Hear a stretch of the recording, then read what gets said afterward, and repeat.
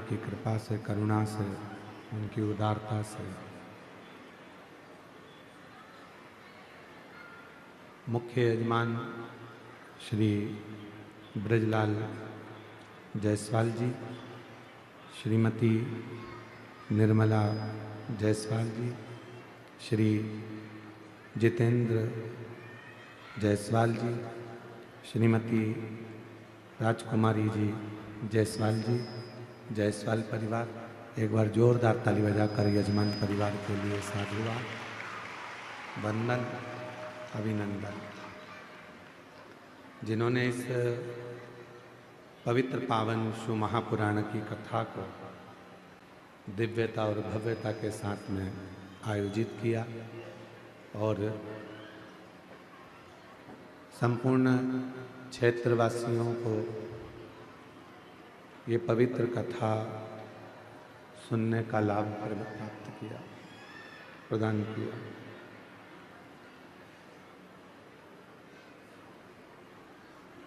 कच्चे गांव में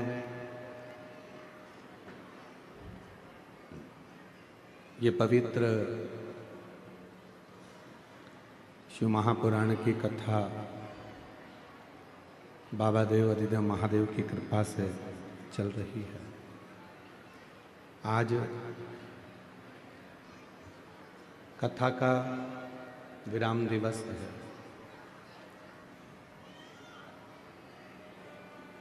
कहते हैं, बाहर की आवाज़ थोड़ी कम करके अंदर की बात, कहते हैं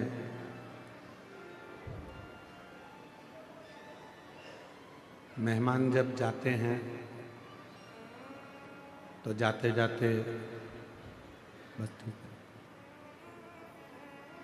कुछ ना कुछ अपने घर के बच्चों को देकर जाते हैं।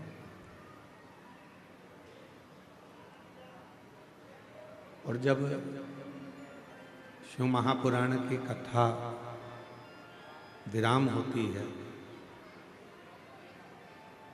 कथा विराम की ओर जाती है, तब मेरे भोले बाबा भी अपने शिव भक्तों को कुछ ना कुछ देकर जरूर जाते हैं।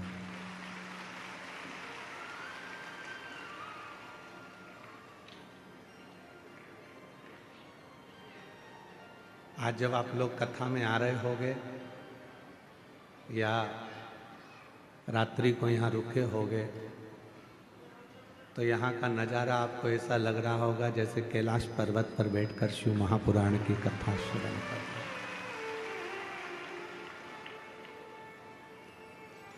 इतना कोहरा है, इतना कोहरा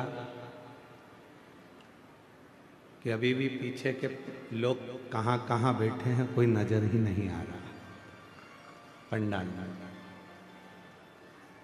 बीच बीच का पंडाल तो फिर भी दिख रहा है, साइड के पंडालों में कौन कहाँ बैठा है कुछ दिख नहीं रहा।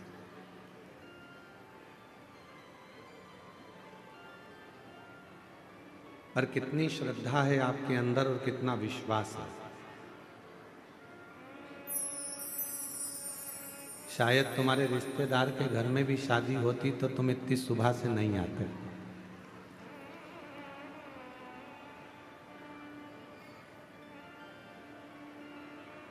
कहीं तुमको अगर कुछ मिल भी रहा होता तो तुम वहां नहीं जाते। सुबह रात्रि को 3 बजे 4 बजे अपने घर से निकले होगे, तब जाकर सुबह 8 बजे कथा के पंडाल में पहुंचे हो, इतने कोहरे में, इतनी ठंड में।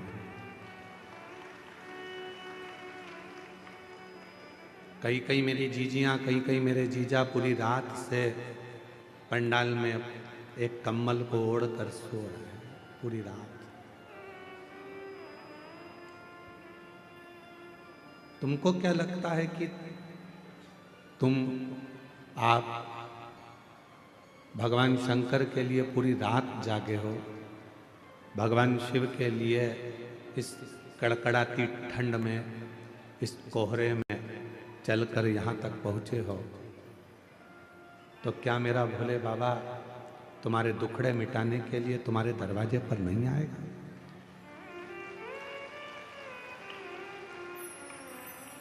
हम किसी के यहाँ जाते हैं तो कोई हमारे यहाँ आता है।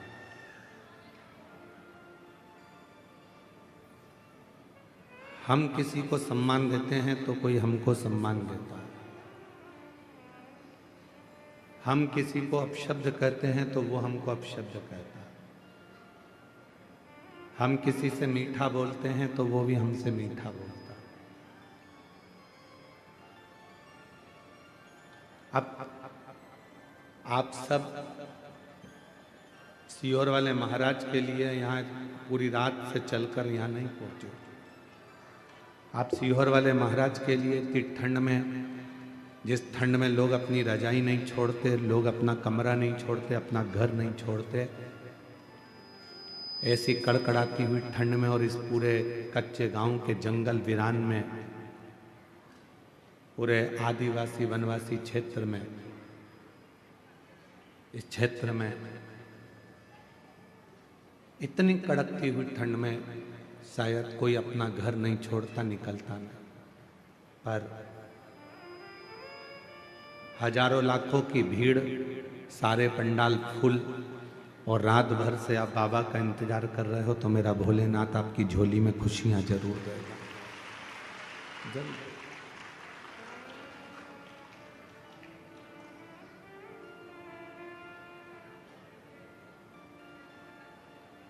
भक्ति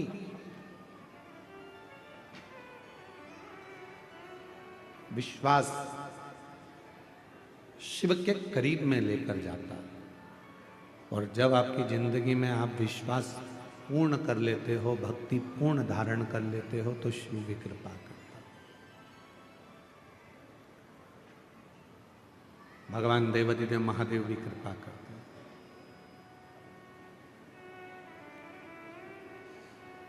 बहुत तेज ठंड लगती है तो हम कम्बल ओढ़ लेते हैं, रजाई ओढ़ लेते हैं, शॉल ओढ़ लेते हैं। अपने कानों को भी हम लोग बंद कर लेते हैं, टोपा लगा लेते हैं।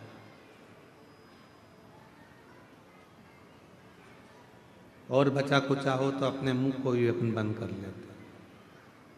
बहुत तेज ठंड पड़ गई।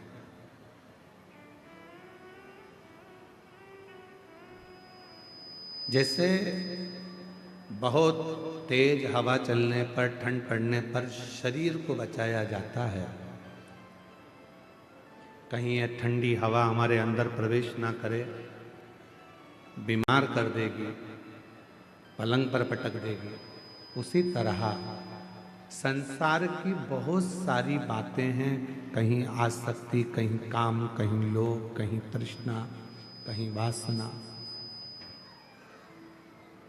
ये बहुत सारी चीजें हैं जो हमको बीमार कर देती हैं, हमारे अंदर से हमको झंझोड़ देती हैं।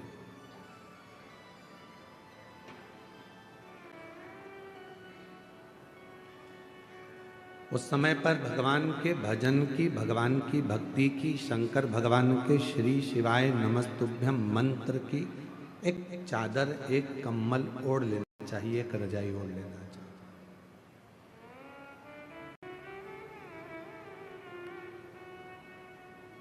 मेरी जीजियों,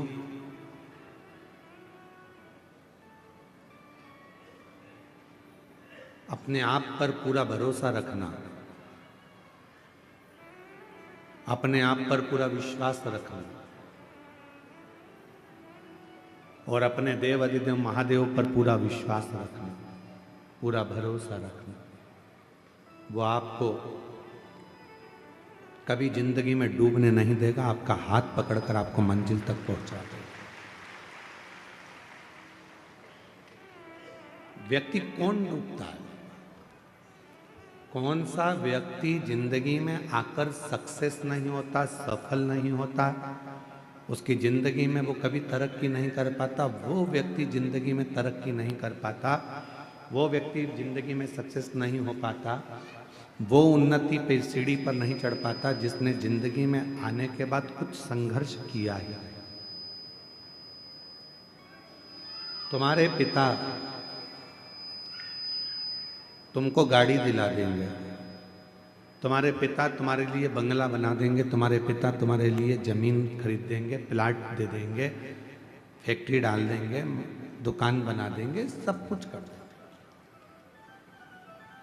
फिर भी पिताजी ने तुमको 2 बीघा जमीन दे दी, 2 एकड़ जमीन दे दी, 5 बीघा जमीन दे दी, 5 एकड़ जमीन दे दी, 10 बीघा जमीन दे दी, मकान दे दिया, फ्लैट दे दिया, बंगला दे दिया, मकान, जमीन, जायदाद, गाड़ी, बंगला सब दे दिया, तो भी तुम ये मत सोचना कि ये पिताजी की जो जायदाद है वो मेरी है। बाबा से प्रार्थना करना कि मुझे इतना बलवान बनाना जैसे मेरे पिताजी मुझे देकर जा रहे हैं और आज मुझे प्रदान कर रहे हैं, इतना शक्तिशाली बनाना कि मेरे पिताजी का जब बुढ़ापा आए तो उनको राजसी ठाठ दिखाऊं और उनकी जिंदगी भी अच्छे से, उनका जीवन अच्छे से लगे। पिता कैसे कमाता है, पिता कैसे लाता है, कैसे परिवार चलाता है, वो पिता ही जानता है। धर्म पत्नी भले कह देगी कि हम तुम्हें दिखते नहीं हैं, तुम हमारे लिए कुछ करते नहीं हो, पर उस पति से पूछो कि जो कमा किसके लिए रहा है, वो तो अपना एक छोटा सा मोबाइल लेकर चल रहा है, अपने वही कपड़े जो उसने पहले सिलवा रखे थे वही कपड़ों को पहन रहा है, वही वस्त्र है, वही मोबाइल है, वही जूते हैं, वही चप्पल है, वही रुमाल है, वही कपड़े की अलमारी है।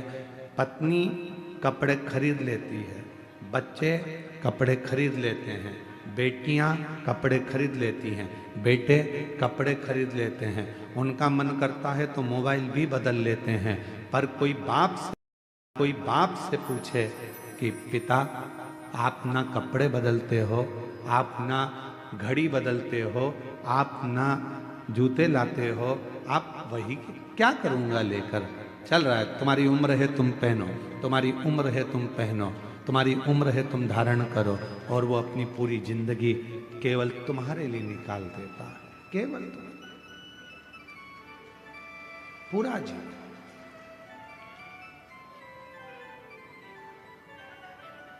अब अपना क्या फर्ज है, उसने अपने लिए पूरी जिंदगी निकाल दी, तो उनका जब बुढ़ापा है, उनकी जब वृद्ध अवस्था है, तो अपना फर्ज है कि उनका साथ देना, उनको दुनिया की सारी खुशियां लाकर दे देना।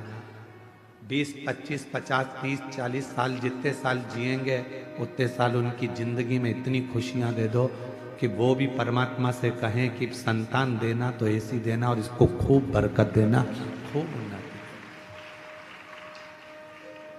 इनकी जिंदगी में खूब भंडार भर देना, इनको कोई दुख मत देना, इनको कोई तकलीफ मत देना, इनको कोई कष्ट नहीं।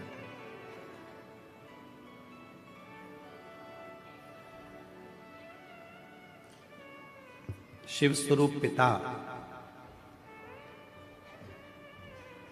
शिव स्वरूप गुरु,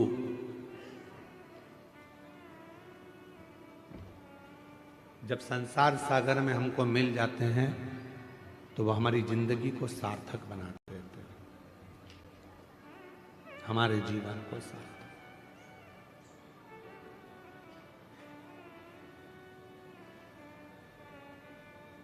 कभी कभी हमारे स्मरण में आता है कि शायद पिता दुनिया की सबसे बड़ी दौलत होती है, और वह अनुभव करोगे आप भी एक दिन, जब आप स्वयं पिता बनोगे तो अपने पिता को याद करोगे कि मेरे पिता दुनिया की सबसे बड़ी दौलत थी, दुनिया की सबसे बड़ी पूंजी थी, मेरा पिता खुद के लिए कभी नहीं जीता, वो परिवार के लिए, पत्नी मुझे ये लाना है, हाँ लिया, मुझसे मत पूछ, लिया, मुझे ये करना है, हाँ कर ले, तेरे को जब मर्जी पड़े वो कर। माँ पापा, बेटी कहती है मुझे ये करना, कर ले, बेटा कहता है मैं पापा ये करना, कर ले, वो कोई हस्तक्षेप करता ही नहीं, वो पिता है, वो जानता है। अपनी जिंदगी को, अपने जीवन को सफलता की ओर वही लेकर जाता है जिसने जिंदगी में थोड़ा संघर्ष किया हो। पैसा कमाओगे, लोग जुड़ेंगे, सब आपके पास आएंगे, जो चाहिए वो आपके पास होगा,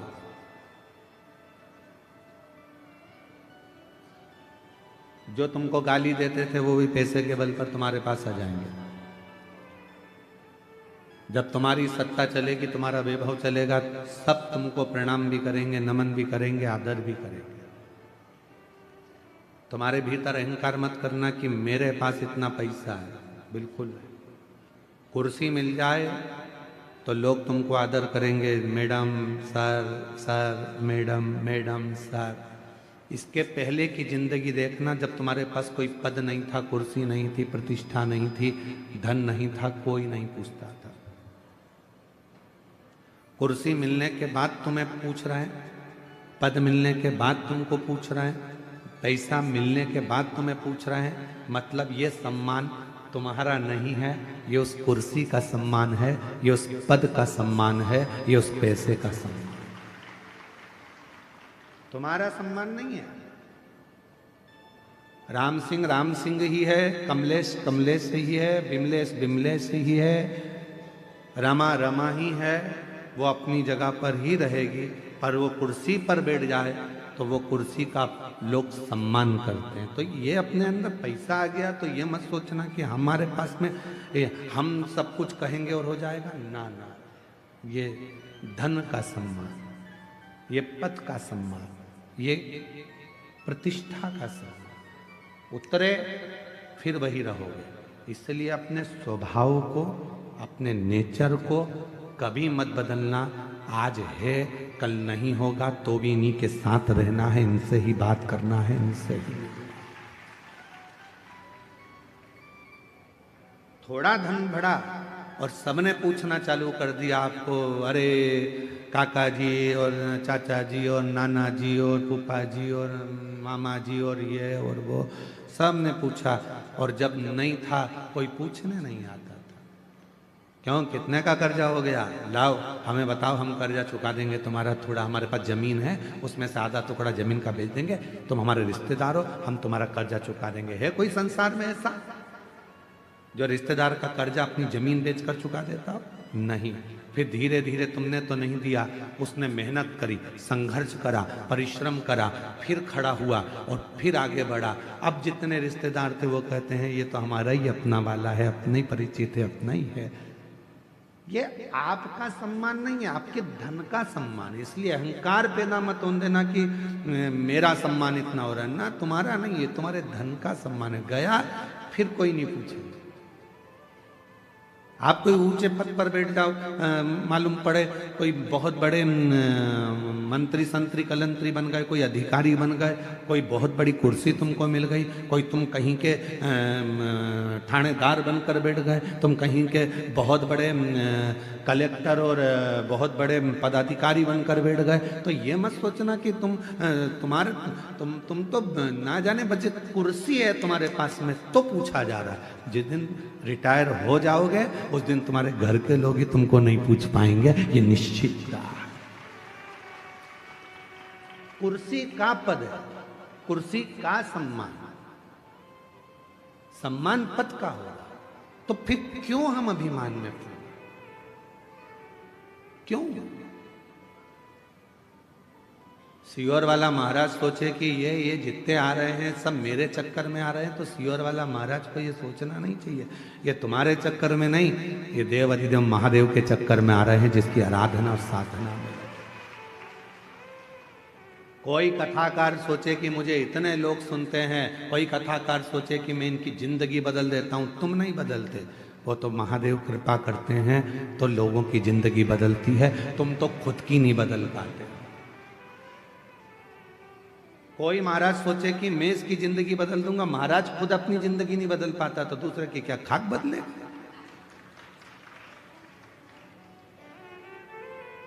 कभी ये विचार मत करना कि मैं कुछ कर रहा हूं। भोले आपकी कृपा से सब काम हो रहा, शंभु आपकी कृपा से सब हो रहा। कल जितेंद्र जी के, जायसवाल जी के बड़े बेटे प्रियांशु जी बोल रहे थे कि गुरुजी पापा को बहुत चिंता थी इस कथा की, समय कम था, 5 दिन में तैयारी करना थी। जितेंद्र जी, कितने दिन की तैयारी? 5-6 दिन की तैयारी थी। 5 दिन में तैयारी करना थी। और कैसे होगा? प्रियांशु बता रहे थे आपके सुपुत्र कल की पापा को रात को 1-1, 2-2 बजे तक नींद नहीं आती थी, पूरी नींद उड़ गई थी। कहाँ? जिस दिन तक आप नहीं आए गुरुजी, उस दिन तक पापा को चिंता रही, और जैसे ही आप आए उसके बाद पापा ने सब भोलेनाथ पर छोड़ दिया। तो हम कहें जितेंद्र जी आपको साधुता की, आपके भीतर ये जरूर है कि आपने शिव पर आश्रित हो गए, शिव पर आश्रित। आज पूरे क्षेत्र में, कांकेर क्षेत्र में जितने भी जायसवाल परिवार होंगे अपने आप को आज गौरवान्वित महसूस कर रहे होंगे कि हमारे कम से कम आज कुल में, परिवार में किसी ने शिव महापुराण की कथा करवा कर अपने जीवन को और हमारे कुल को सार्थक कर दिया, साधु कर दिया। कब तक टेंशन है? जब तक हमने अपने ऊपर जवाबदारी ली। आपसे एक बात पूछें, जरा उत्तर दीजिएगा। फैक्ट्री में टेंशन नौकर को रहता है कि सेठ को रहता है? जम के बोलो। सेठ को। दुकान में टेंशन सेठ जी को रहेगा कि नौकर को रहेगा? सेठ जी। तुम्हारा बिजली का बिल जमा हुआ कि नहीं हुआ, नौकर को कोई मतलब नहीं है। तुम्हारे घर में क्या बन रहा है, नौकर को कोई मतलब नहीं है। तुम्हारी कमाई हो रही कि नहीं हो रही, नौकर को कोई मतलब नहीं है, सेवक को कोई मतलब नहीं है। तुम कितने पैसे कमा रहे, नौकर को कोई मतलब नहीं है। उसको तो केवल एक चीज से मतलब है कि 1 तारीख को मुझे जो तनख्वाह मिलती है 8,000, 10,000, 15,000, वो मुझे मिल रही है कि नहीं मिल रही, वो मुझे प्राप्त हो रही है।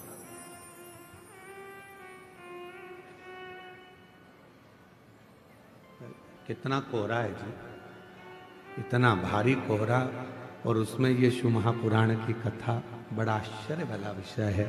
शिव भक्त होता था। नौकर को चिंता नहीं है, नौकर को टेंशन नहीं है। फैक्ट्री में क्या हो रहा है, फैक्ट्री चल रही है कि नहीं चल रही है, फैक्ट्री में घाटा लगा कि लाभ हुआ, किसी को मतलब नहीं है। बस उसको तो अपनी तनख्वाह से मतलब होता है। पूरी जवाबदारी सेठ की होती है, पूरी जवाबदारी। इसलिए निवेदन है आप सबसे, जिंदगी में कभी आप सेठ बनने का प्रयास मत करना। सेठ बनोगे तो टेंशन आएगा। आप तो कोई भी पूछे सेठ जी बोले तो कह देना मैं सेठ नहीं, सेठ तो मेरा भोलेनाथ और सांवरिया सेठ है, मैं तो उसका सेवक हूं। सेठ एक ही है, और वो मेरा कुबेरेश्वर महादेव, मेरा कुबेर भंडारी, मेरा भोले बाबा, मेरा त्रिकालदर्शी, हम तो उसके नौकर हैं। हमारा घर भी वही चलाता है, परिवार भी वही चलाता है, कुटुंब रिश्ते सब वो निभाता है, हम तो उसकी तनख्वाह पाते हैं, तनख्वाह लेते हैं।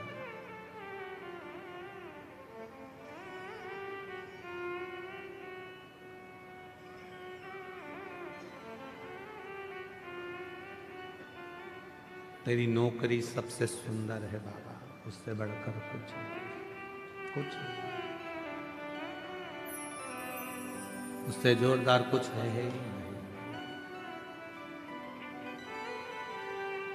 जब से तेरा गुलाम हो गया, तब से मेरा भी नाम हो गया। जब से तेरा गुलाम हो गया, तब से मेरा भी नाम हो गया। वरना औकात क्या थी मेरी, वरना औकात क्या थी मेरी। सबसे बढ़िया है सबसे खरी, भोले बाबा तेरी नौकरी सबसे बढ़िया है, सबसे तेरे दरवाजे की चाकरी सबसे बढ़िया है, सबसे तेरे दरवाजे की चाकरी सबसे बढ़िया है, सबसे। शिव महापुराण के अंतर्गत नर्मदा रेवा खंड में स्कंद पुराण के वर्णन आता है। रेवा खंड स्कंद पुराण के रेवा खंड में वर्णन आता है कि जब कोई संसार का मनुष्य शंकर जी की कथा में शिव के मंदिर में, माई रेवा के तट पर, भगवान शिवालय में या शिव महापुराण में किसी का मुख भी अगर झूठा करा देता है तो उसका भंडार स्वयं भोलेनाथ भर जाता है। इसीलिए आपने देखा होगा कई लोग बिस्कुट लेकर आते हैं, कोई अपने घर से पोहा बना कर लाता है, कोई भजिया बना कर ले आता है, कोई तिल्ली का लड्डू ले आता है, कोई खिचड़ी बना लाता है, कोई बिस्कुट, कोई टॉफ़ी, कोई सामान लाता है और एक दूसरे को थोड़ा थोड़ा मुख झूठा करा देते हैं। कोई लोग पानी के पाउच बांटते हैं, कोई पानी की बोतल बांटता है, जो जिससे बन जाए। कोई घर में थर्मस में चाय बना कर ले आता है, 10-20 लोग जो पास में बैठे रहते हैं उनको चाय पिला देता है। अर्थात मुख झूठा कराने का वर्णन भी हमारे यहाँ स्कंद पुराण के रेवा खंड में वर्णन आता है कि जो माँ रेवा के तट पर भगवान शिव की शरणागति में, शिव के शिवालय में, शंकर की कथा में अगर आए हुए शिव भक्तों को यदि मुख भी झूठा करा देते हैं तो उसके घर की अन्नपूर्णा कभी शिव समाप्त नहीं होने देते, उसका भंडार भरता है। ये शिव है, ये शिव। और हमको ये वनवासी आदिवासी क्षेत्र की कथा थी तो हमको ऐसा लगा था कि ना जाने यहाँ भक्त आएंगे तो यहाँ पर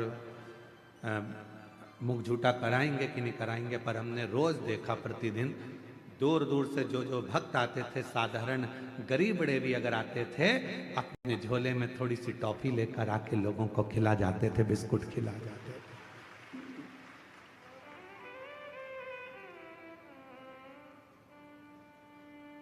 यदि परमात्मा आपको सामर्थ्यवान बनाए, जितेंद्र जी आपके लिए एक पत्र आया था, कल हम पढ़ नहीं पाए, उस पत्र में लिखा था कि हम सप्तूर कथा में गए पर जो भोजन व्यवस्था यहाँ कच्चे गांव में मिली, ऐसी भोजन व्यवस्था कहीं नहीं मिली।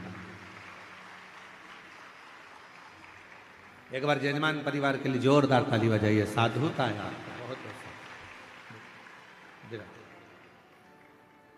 बहुत साधुता है इसके। इतनी अच्छी व्यवस्थाएं जो दी गई, साधुता आपके हृदय को, आपके भाव को कि शिव के प्रति आपका इतना समर्पण। जब से तेरा गुलाम हो गया, तब से मेरा भी नाम हो गया। जब से तेरा गुलाम हो गया, तब से मेरा भी नाम हो गया। वरना औकात क्या थी मेरी, वरना औकात क्या थी मेरी। सबसे बढ़िया सबसे भोले बाबा तेरी नौकरी, सबसे बढ़िया है सबसे खरी। स्वयं को आप सेठ मत समझो, आप तो भोलेनाथ जी को सेठ बना दो, हम उसके सेवक, हम उसके नौकर। टेंशन किसको किसको होगा? भोलेनाथ। चिंता किसको? भोलेनाथ। हम तो कौन है उनके? बेटे को ज्यादा चिंता रहती है कि बाप को ज्यादा चिंता रहती है? बाप को ज्यादा चिंता रहती है। क्या होगा इनका? बहुत सीधे हैं, सरल हैं, बीमारी का ठिकाना नहीं आज के जमाने में, कब किसको जाना पड़ जाए। मृत्यु का भरोसा नहीं है। पहले तो गारंटी भी थी कि 100 साल जी जाओगे, आज के जमाने में तो ये भी पक्का नहीं है कि कितने में निपट जाओगे। कब तुम्हारी फाइल निपट के जमा हो जाएगी किसको मालूम है? किसी को नहीं मालूम। पहले चिंता थी, पहले टेंशन नहीं होता था, अरे अभी तो बहुत जिएगा, 80 साल चलेगा, 90 साल चलेगा, 100 साल चलेगा। अब तो मालूम ही नहीं पड़ता, पड़ोस में सूचना मिल जाती, अटैक आ गया, अभी तो देखा था 8 दिन पहले ही तो मिली थी, उससे बढ़िया था, क्या हो गया, उनके घर की बहुत अच्छी थी, उसको क्या हो गया, मालूम पड़ा, चलेगा। मालूम ही नहीं पड़ता कब कौन कहां कैसे चले जा रहा, किसको मालूम, किसको पता।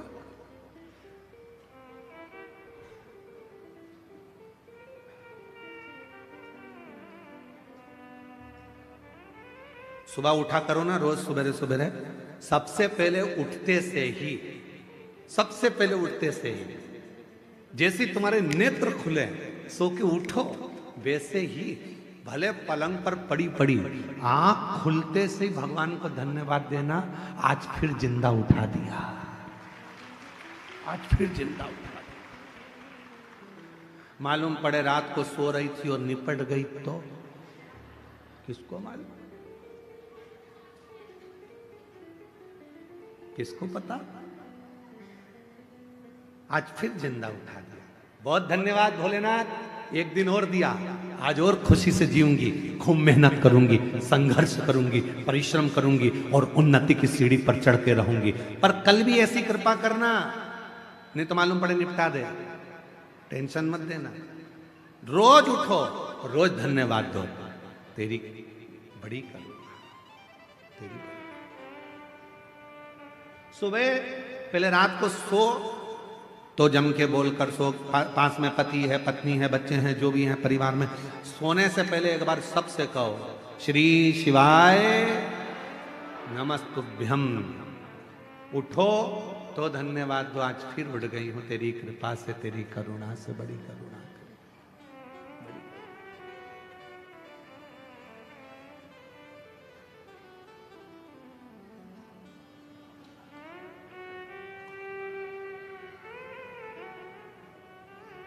सब पड़ा रह जाएगा,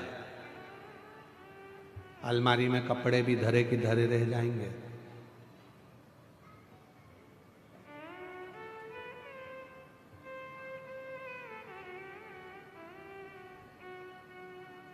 कई लोग तो हमसे भी कहते हैं, सियोर वाले महाराज तुम इतना सोना वोना पहन के कथा वाचते हो। जजमान दिए हैं, भोलेनाथ की कृपा है, शिव की करुणा है, जोड़ जोड़ के तिजोरी में धर जाएंगे, बाद में औलाद पहनेगी, अपन ऊपर से ताकेंगे, हमारी चेन तुम पहन रहे, हम तो पहन ही नहीं पाए। अलमारी में जितने कपड़े रखे हैं निकालो, पहनो, कल का बिल्कुल भरोसा नहीं है कि पहन पाओ कि नहीं पहन पाओ। अचार है बरनी में तो खा लो, धरा की धरा रह जाएगा, पापड़ अच्छे सेक सेक के खाओ, मक्का की रोटी, ज्वार की रोटी, बाजरा की रोटी, ठंड चल रही है, बेहतरीन गुड़ में मिला मिला के खाओ। कल का कोई ठिकाना नहीं जिंदगी में, कब किसको जाना पड़ जाए और मालूम पड़े अचार की बरनी धरी की धरी रह जाए, फिर 13 दिन मेहमान खाए, अपन ऊपर से देखें हमारा अचार तुम खा गए, हमारा अचार। फुल एंजॉय की जिंदगी जियो, जितना कमा रहे हो उस कमाई में से आप किसी को दो मत दो, दान करना है तुम करो, नहीं मन करे तो मत करो, तुम तो 1 रुपया मत दो तो किसी को, तुम खुद के ऊपर तो खर्च करो, खुद के ऊपर खर्च नहीं करते। अपने ऊपर थोड़ा बहुत तो खर्चा करो, परिवार चलाओ, कुटुंब चलाओ, मना नहीं है, पर अपनी अब खाऊंगा, मन कर रहा है मूंगफली खरीद लूं 10 रुपए की, खा लूं 10 रुपए की, मैं मक्का खरीद के खा जाऊं, मन कर रहा है, पर घर पे बच्चे भी बैठे होंगे, पत्नी इंतजार कर रही होगी, उसके लिए भी थोड़ी सी ले जाऊं, ले जाने के चक्कर में जेब में थे 10 रुपया, और मालूम पड़े उसकी या तो वो खा ले या तू खा ले, पर मन कर रहा है बच्चों के लिए ले जाऊं, पत्नी के लिए ले जाऊं, बुजुर्ग के लिए ले जाऊं, घर में सबके लिए ले जाऊं। मैं कैसे तो लेकर जा रहे थे, और ले जा रहे थे हाथ में धर के मूंगफली, आ गया पीछे से मंकी, बंदर, और मूंगफली की पुड़िया छुड़ा के ले गया। ना लीलाबाई के काम आई, ना कमलेश के काम आई। मूंगफली बिमलेश का भाई खा गया, ले हो गया, डरा।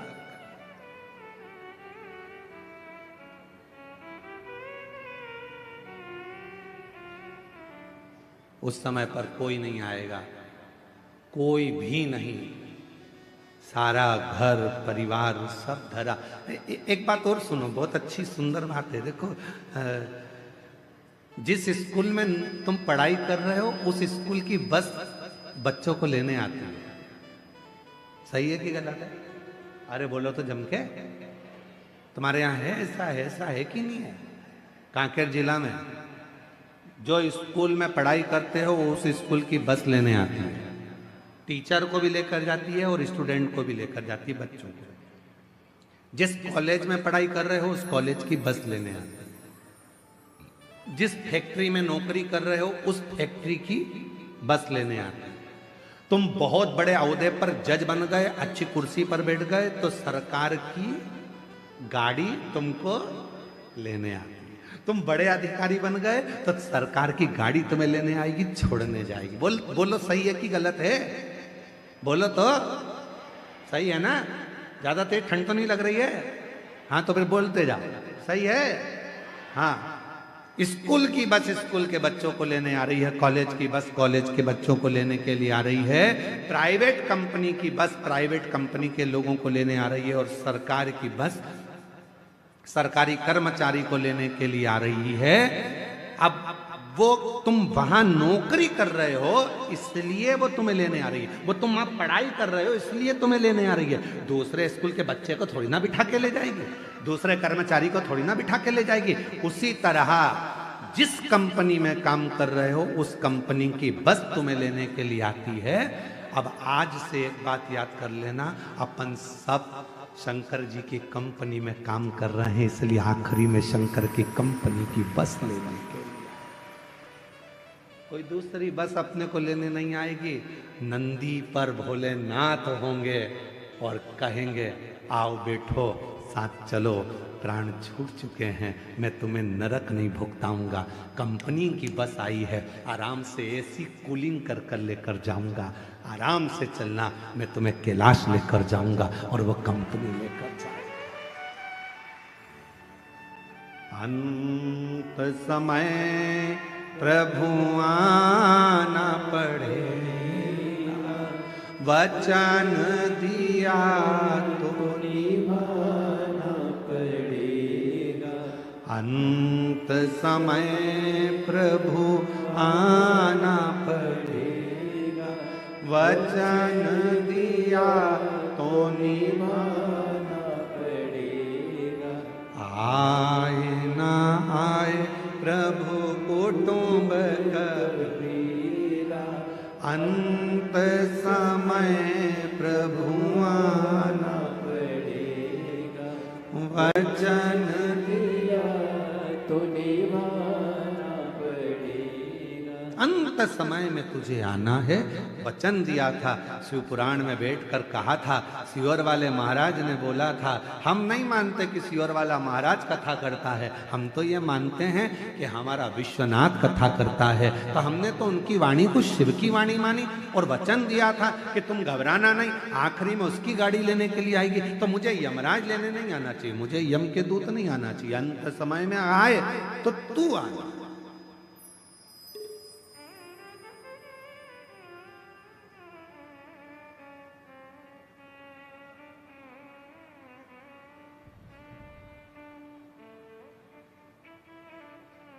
और वो महाराज सज धज के जिस दिन मौत की शहजादी आएगी, न सोना काम आएगा।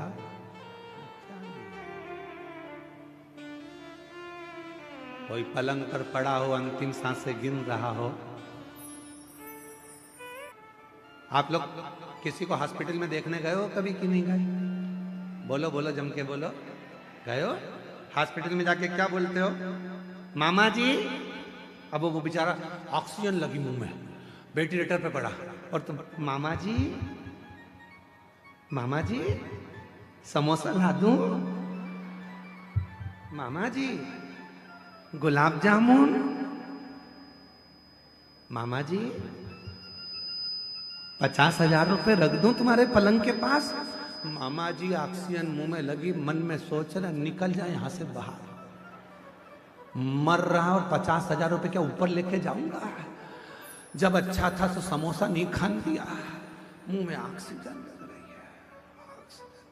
क्या करूं उस धन का? मरने वाले व्यक्ति को ना समोसा चाहिए, ना गुलाब जामुन चाहिए, ना तुम्हारा धन चाहिए। मरने वाले व्यक्ति को तो केवल शिव का नाम चाहिए कि वो बचा लाए, काल के ग्रास से छुड़ा कर लिया है। अकाल मृत्यु वो मरे जो काम करे चंडाल का, और काल उसका क्या बिगाड़े जो भक्त हो महा काल का। अंत समय में उसको चाहिए कि कोई ऐसा मिल जाए जो मुझे श्वास ला कर दे दे, कोई ऐसा मिल जाए मेरी ऑक्सीजन ला कर दे दे, कोई ऐसा मिल जाए कि मुझे ठीक कर दे। मुझे धन नहीं चाहिए, समोसा कचौड़ी नहीं चाहिए, 2 एकड़ जमीन नहीं चाहिए। केवल अंतिम समय में भगवान से प्रार्थना करता है कुछ श्वास और दे दो, और वो श्वास परमात्मा कहेगा मैं देने को तैयार हूं। पर एक बात याद रखना कि तूने अपनी श्वास को क्या शिव पुराण में लगाया था? 2-3 घंटा की कथा सुनने कभी गया था? हाँ, अगर तू 3 घंटे की कथा सुना है तो उसमें जितनी श्वासें निकली है तेरी, उतनी श्वास मेरे खाते में लिखी है। जा, एक काम करता हूं और थोड़े साल तेरे को दे देता हूं, और भजन कर लेना, श्वास और मिल जाएगी, और मिल जाएगी। तेरे भजन से, तेरे कीर्तन से, मंत्र जाप से, नाम जाप से, एक लोटे जल से हमारी श्वास बढ़ गई। कॉलेज स्कूल में बच्चों को पैसा कमाने का तरीका सिखाया जाता है। आज के नए नए फैशन में लोग मोबाइल पर भी पैसा कमाने का तरीका सिखा रहे हैं, पर शिव पुराण पैसा कमाने का तरीका नहीं सिखाती। शिव महापुराण की कथा उम्र बढ़ाने का तरीका सिखाती है। क्योंकि पैसा तो कमा लोगे पर भोग कैसे करोगे? पैसा कमा के रख दिया और निपट गए तो फिर ऐसा भोग करने के लिए शरीर भी तो अच्छा रहना चाहिए, पूरा शरीर पुष्ट रहना चाहिए, पूरा शरीर अच्छा रहना चाहिए। इसलिए निवेदन है, सोफा सेट अच्छा है तो चने खाओ, मूंगफली खाओ, गन्ने को छील छील के खाओ। जब सोफा सेट ही नहीं रहेगा तो चने क्या कूट के खाओगे? अच्छा शरीर है, भगवान नाम लो, भजन करो। कई लोग कहते हैं गुरुजी अभी तो हमारी उम्र बची है, अभी तो हम कोई बुढ़े थोड़ी ना हो गए जो भगवान के मंदिर जाएंगे, अभी हम बुढ़े थोड़ी ना हो गए जो शिव पुराण की कथा में जाएंगे। जब बुढ़े हो जाएंगे तो कथा सुनेंगे। हमने कहा ठीक है, बुढ़े होने पर तुम इंतजार करो, उसमें कोई दिक्कत वाली बात नहीं। और फिर कहीं का होता है, हमारे हम जहाँ सीहोर में रहते थे नमक चौराहे पर, वहाँ पर हमारे पड़ोस में एक काकी जी रहती थी। हम उनसे हमेशा कहते काकी कथा में चलो। काकी कहती थी अभी बेटा बेटे की शादी हो जाए, बहू आ जाए, मेरे को करना क्या, उसके बाद तो कथा ही सुनूंगी। 1 साल बाद वो भैया की शादी हो गई, उनकी बहू आ गई। हमने काकी से कहा काकी कथा में चलो। काकी बोली बस बेटा बहू का थोड़ा जाते का समय है, छोरा छोरी हो जाए उसके बाद तो कथा ही कथा। अब छोरा छोरी हो गए, 1 साल बाद फिर कहा कि अब कथा। अब बेटा वो बच्चा छोटा सा है, बेचारी बहू रसोई घर संभाले कि बच्चा संभाले, बस थोड़ा सा बड़ा हो जाए। हमने 3 साल कुछ भी नहीं बोला। 3 साल बाद फिर कहा काकी कथा में चलो। काकी बोली बेटा वो छोरा छोटा सा पाँव ले लिए इधर उधर घूमता है, पकड़ के रखना पड़ता है, ठीक है। अब बच्चा बड़ा हो गया 2-4 साल बाद, फिर हमने कहा काकी कथा में चलो। काकी बोली चलने को तो चलो पर हमारा कमर से नहीं बैठा जाए रे, नहीं बैठा जाए घुटना से। फिर हमने कहा ब्रेंदो तुम ऊपर सुन लेना, अब यहां सुनकर क्या करोगे, वहीं सुनना।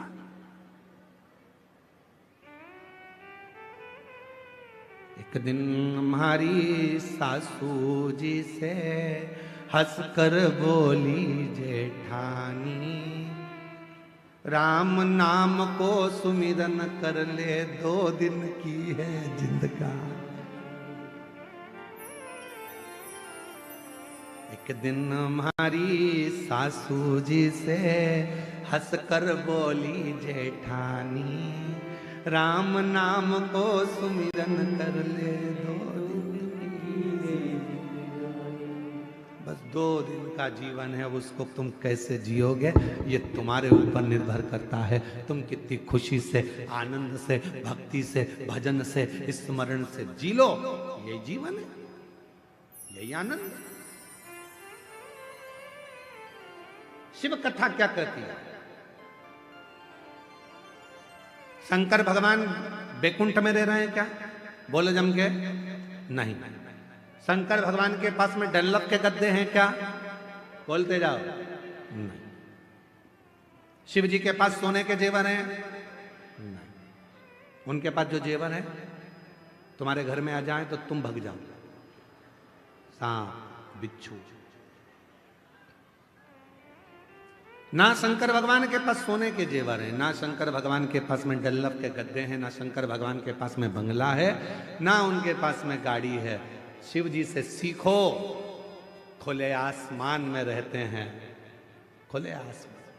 सांप के जेवर पहनते हैं, कानों में बिच्छू पहनते हैं, मृगछाला को नीचे पहनते हैं, फिर भी अपने परिवार के साथ हमेशा स्माइल देते मिलते हैं, खुशियों में मिलते हैं, खुशियों। इसलिए भगवान शंकर का पूरा परिवार, जब भी हमारे यहाँ कोई मंगल कार्य होता है तो उसमें हमारे भगवान शंकर के पूरे परिवार को बुलाया जाता है। आपके यहाँ ऐसा होता है कि नहीं होता हमको नहीं मालूम। शादी के पहले गणेश जी नोते जाते हैं, तुम्हारे यहाँ नोतते हैं? पूछते हैं। शादी के समय पर माता पूजन होती है, मतलब शंकर जी का पूरा परिवार हमारे घर के शुभ कार्य में उनको बुलाया जाता। क्यों? क्योंकि वो जैसे भी हैं अपनी मस्ती में रहते हैं, मंगल आनंद में रहते हैं, मंगल। इसलिए शादी में सबसे पहले अगर कोई वो गाना गाते हैं, क्या बोलते हैं उसको, दूल्हे को क्या कहते हैं शादी में? बन्ना। और दुल्हन को बनी। दूल्हे को बना, दुल्हन को बनी, और दोनों में ही नहीं बनी तो काय का बना और काय की बनी। तो वो जब दोनों के लिए वो गाते हैं ना भजन, रात्रि को शादी में 8 जब फ्री हो जाती हैं जीजियाँ, तब आराम से ढोलक ले लेके बैठ जाती हैं और खूब प्रेम प्रेम से गाती हैं उसको, बहुत जोर जोर से। बना जी दिल्ली जाना जी, वहाँ से लहंगा लाना जी, बनी फिर पहन के आएगी, फिर यूं इतराएगी, फिर गाना गाएगी, झुमका गिरा। तो ये सब गाने से पहले वो पहले भजन गाते हैं भगवान गणेश जी का। गौरी के नंदा गजानंद स्वामी, तुम्हें आज मंदिर में आना पड़ेगा। गौरी के नंदा गजानंद स्वामी, तुम्हें आज मंदिर में तांबा का हंडा में तातो धरो पानी, तांबा का हंडा तातो धरो पानी। गौरी के नंदा गजानंद स्वामी, तुम्हें आज मंदिर में नहाना पड़े। गौरी के नंदा गजानंद स्वामी, तुम्हें आज मंदिर में नहाना। सोने की थाली में भोजन परोसा, सोने की थाली में भोजन परोसा। गौरी के नंदा गजानंद स्वामी, तुम्हें आज मंदिर में खाना पड़ेगा। बाबा सब करने से पहले भगवान गणेश जी को निमंत्रण, सब कार्य से पहले माँ देवी को निमंत्रण, सब कार्य से पहले भगवान षडानंद को निमंत्रण, सब कार्य से पहले भगवान कुल देवता को निमंत्रण। ये क्या है? मतलब शंकर भगवान वीराने में रहते हैं, कैलाश पर रहते हैं, एकांत में रहते हैं, उसके बाद भी शंकर भगवान अपनी मस्ती में, अपने आनंद में, शिव भक्ति में, बड़े भगवान शंकर अपनी मस्ती में रहते हैं। इसलिए सबसे पहले मंगल कार्य में उनके परिवार को बुलाया जाता है। आप में से कितने लोग हैं जिनके यहां पर शादी होती है तो भगवान लक्ष्मी और नारायण की पूजन होती है? ना, एक की पूजन होती है सत्यनारायण भगवान की, कि दूल्हा दुल्हन सावधान, पत्नी से निवेदन है पति से झूठ मत बोलना, और पति से निवेदन है इसको सब सत्य बताना। पर सही मायने में तो अगर दोनों सत्य बता दे तो 2 दिन में तलाक हो जाए। सत्यनारायण की कथा हो रही है, तुम इसको छुपाना नहीं और तुम इसको बता रहे। सत्य बोल दे तभी बात करो। एक पत्नी तैयार होके बढ़िया साड़ी वाड़ी पहन के जोरदार तैयार होके पति के सामने आ गई और पति से पूछी मैं कैसी लग रही है? पति बोला नहीं बोलूंगा, बोलूंगा तो तू लड़ लेगी। अरे बोला तो सरी मैं कैसी लग रही हूं? पति नहीं बोला, बेचारा चुप रहा, नहीं बोला। पत्नी ने हाथ पकड़ लिया, मैं तुमसे पूछ रही हूं मैं कैसी लग रही हूं? पति बोला ऐसी लग रही जैसे हरी घास में भैंस चढ़ रही।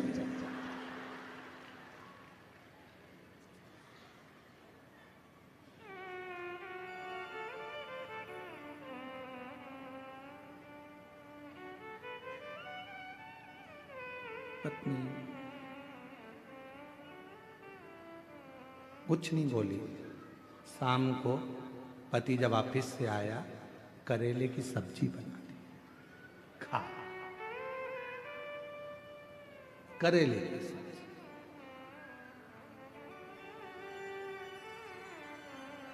सत्य होती है।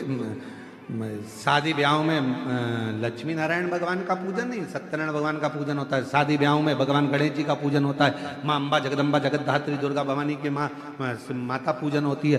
भगवान शिव की आराधना कुल देवता के रूप में, पितृदेवता के रूप में होती है, शिव की आराधना। पर मंगल कार्य में भगवान शिव के पूरे परिवार को बुलाया जाता है। क्यों? क्योंकि वो जहां रहते हैं वो शांति और सुकून से रहते हैं, उनको बहुत ज्यादा से मतलब ही नहीं, वो अपनी मस्ती में जिंदगी, अपनी मस्ती। शिव कथा करें, पैसा कमाओगे, लोग जुड़ेंगे, परिवार के लोग आएंगे, तुम्हारे पास में खड़े हो जाएंगे। धन देखकर कोई भी आ सकता है, पर याद रखना पैसा से परमात्मा नहीं आता। परमात्मा को पाने के लिए तो उसका भजन करना पड़ता है, उस पर विश्वास करना पड़ता है, तो वो मिले।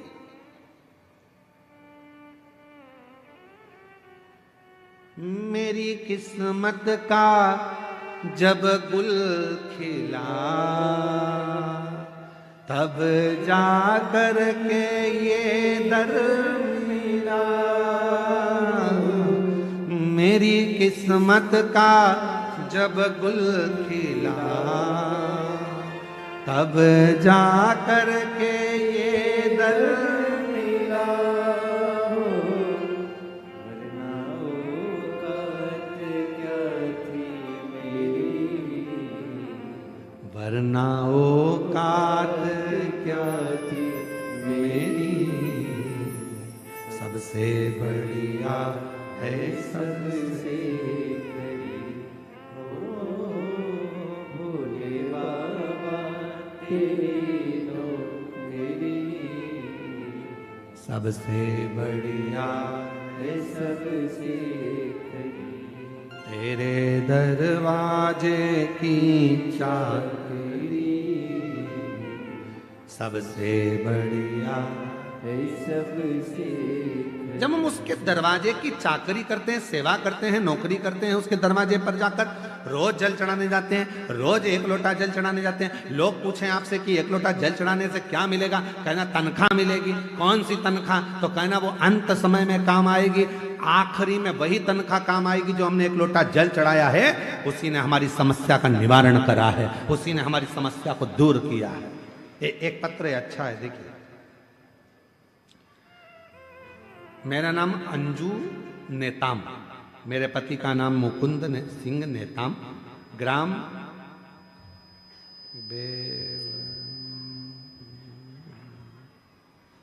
आओ रे जल्दी आओ, गांव का नाम बताओ। मेरा नाम अंजू नेताम, पति का नाम मुकुंद सिंह नेताम और ग्राम तुम पढ़ो बेमतरा है, तो हमने सुना था बेवरती, बेवरती जिला कांकेर की निवासी। गुरुजी, मेरे पति को विगत 15 वर्षों से शराब पीने की आदत थी और नशे में धुत इधर उधर घूमते रहते और कहां कहीं भी गिर पड़े। जान पहचान वाले व्यक्ति मेरे पति को घर छोड़ जाते। मेरे पति का काम पे जाते थे, ना उनकी कोई दिमागी स्थिति ठीक रहती थी, साथ ही परिवार की आर्थिक स्थिति भी ठीक नहीं रहती थी। कहीं बैठी हो जीजी तो हाथ हिला सकती हैं। मेरा नाम अंजू नेताम, पति का नाम मुकुंद सिंह नेताम। मैं बहुत परेशान थी। पड़ोस की दीदी ने मुझे शिव पुराण के बारे में बताया, तब से मैंने शिव पुराण कथा सुनना और देखना शुरू किया। हमने पहली कथा रायपुर गुड़ियारी में मेरे पति और बेटी के साथ कथा पंडाल में बैठकर कथा श्रवण की और दिल से प्रार्थना करी, बाबा से विनती की मेरे पति शराब पीना छोड़ दें। और बाबा की ऐसी कृपा हुई गुरुजी कि मेरे पति एक ही कथा के पंडाल में गए थे गुड़ियारी में, और वहीं मिट्टी को उन्होंने गले पर लगाया और शराब को पीना छोड़ दिया। उस दिन से आज तक मेरे पति ने शराब को हाथ नहीं लगाया। शिव कृपा इसी को कहते हैं।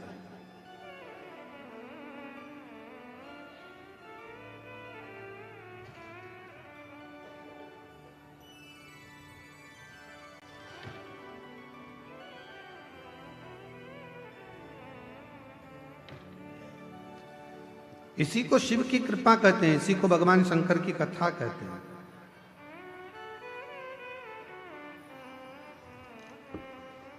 इसी को भगवान शंकर की दया कहते हैं। महाराज क्या करा उसने? भगवान शिव पर विश्वास किया। क्या करा उसने? भगवान शंकर पर भरोसा किया। और जब वो भगवान शिव पर भरोसा करने लगी तो भोले बाबा ने उसके सारे दुखों को, सारी तकलीफों को हर लिया। मेरी जीजियों, मेरे जीजाओं, मेरी बेटियों बेटाओं, मेरी बुजुर्ग माता पिता, याद रखना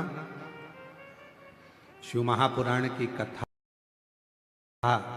केवल कथा नहीं है, केवल कथा। ये कथा तो आज यहाँ पर विराम हो जाएगी, आप अपने घर चले जाएंगे, पर यहाँ से बाबा से कहकर अपने स्थान पर बैठकर आज कथा का विराम दिवस है। दिल से बाबा को अपने मन की बात कहो, प्रार्थना करो, विनय करो, विनती करो और बाबा को अपने मन का भाव कहिए। जहाँ जगह मिले वहाँ बैठकर बाबा को अपने मन से, भाव से, हृदय से प्रार्थना करिए, विनय करिए। जहाँ जगह मिले वहाँ बैठ जाएं और बाबा को अपने मन का भाव कहिएगा। आज विराम दिवस की कथा है।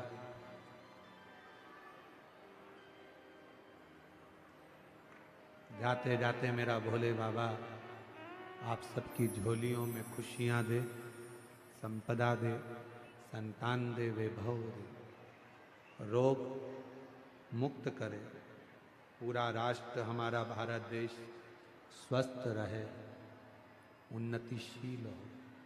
यही बाबा से प्रार्थना।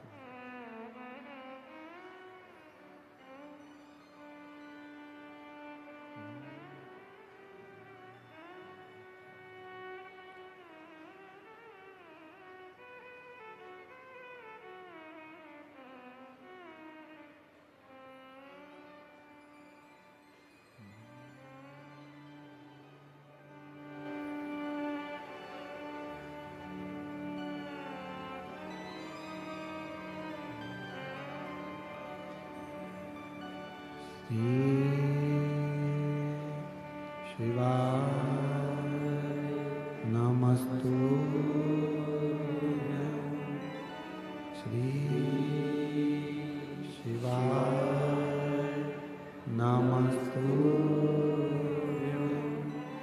श्री शिवाय नमस्तुभ्यं।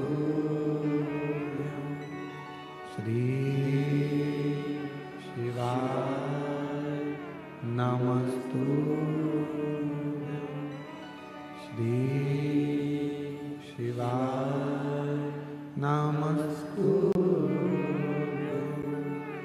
भोला सब दुख काटो ओ भोला सब दुख काटो। शिव शंकर जपो तेरी माला, भोले बाबा जपो तेरी माला। भोला सब दुख काटो मारा, ओ भोला सब दुख काटो मारा। वेश है मंगलकारी, वेश है मंगलकारी। शमशान वासी हमारा, शमशान वासी हमारा।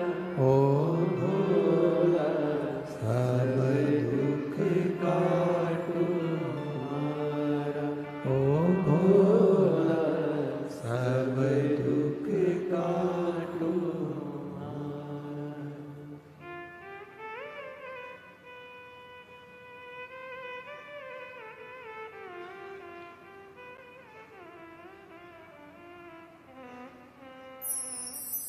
बाबा देवादिदेव महादेव भगवान शिव, ओगड़दानी त्रिकालदर्शी, कैलाशी अविनाशी भगवान शंकर की पवित्र कथा कह रहे हैं। शिव महापुराण की कथा वर्णन कर रही है, शिव कथा कह रही है। भगवान शिव, भगवान ओघड़दानी, भगवान शंकर। आ जाओ, आ जाइए।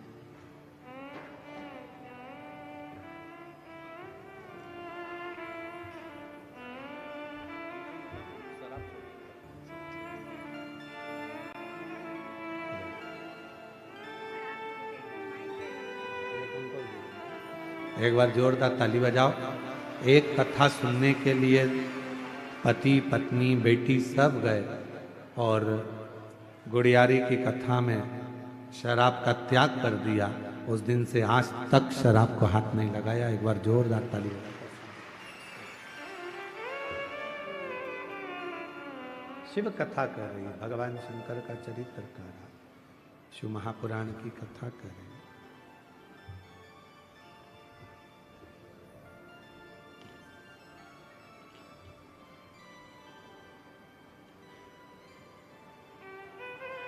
एक हिरण्यकशिपु, जिसके घर में भगवान श्री प्रहलाद जी का जन्म हुआ।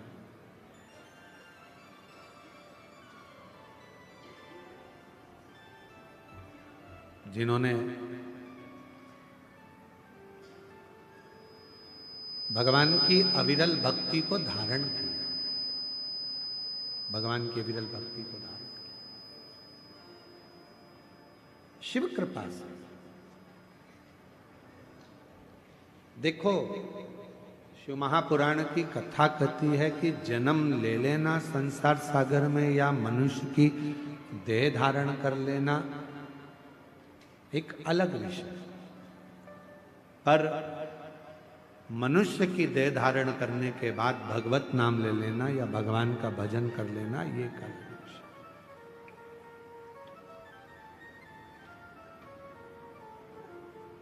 जन्म तो संसार में कितने जन्म लेते हैं और जन्म लेने के बाद कौन अच्छा कर्म करता है नहीं कर पाता है, ये उसके ऊपर निर्भर करता है।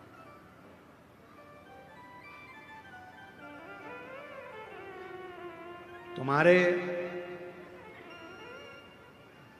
मरने के बाद लोग तुम्हारा पुतला बनाए ना बनाए, मरने के बाद लोग तुम्हारे को चौराहे पर पुतला बनाकर पूजें ना पूजें, पर इतना जरूर याद रखना कि अपने जीते जी लोगों के दिल में परमात्मा के प्रति, सत्य भाव के प्रति और सनातन के प्रति इतनी विश्वास उत्पन्न कर देना कि उनके दिल में तुम्हारा पुतला निर्मित हो जाए, उनके हृदय में।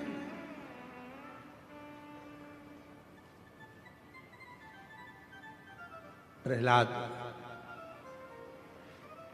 को दर्शन, क्योंकि प्रहलाद जी के पिताजी ने पूछ लिया था हिरण्यकशिपु ने, कहाँ है तेरा भगवान, क्योंकि हिरण्यकशिपु ने वर मांगा था, ना नीचे मरू ना ऊपर मरू, ना अंदर ना बाहर, ना अस्त्र से ना शस्त्र से, ना दिन में ना रात में, ना नर से ना पशु से मेरी मृत्यु, ना दिन में रात में हो ही ना। तो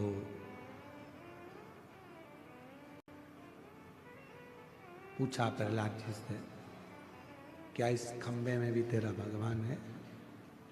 खंबे में क्या परमात्मा है तेरा? शंभु, क्या खंबे में तेरा भगवान है? हाँ है। वो तो सर्वस्व है, ऐसा कोई स्थान नहीं जहां पर परमात्मा नहीं। पशु में, पक्षी में, जानवर में, जलचर में, थलचर में, वायु में, आकाश में, वृक्ष में, लता में, पत्तों में, डाली में, आप में, हम में, संसार के प्रत्येक जीव में परमात्मा का निवास है, हर जगह। बस उसकी पहचान होना चाहिए। आप उस परमात्मा को कैसे पहचान सकते हो, ये आपके ऊपर निर्भर है। एक पत्र है, अच्छा है, देखिए।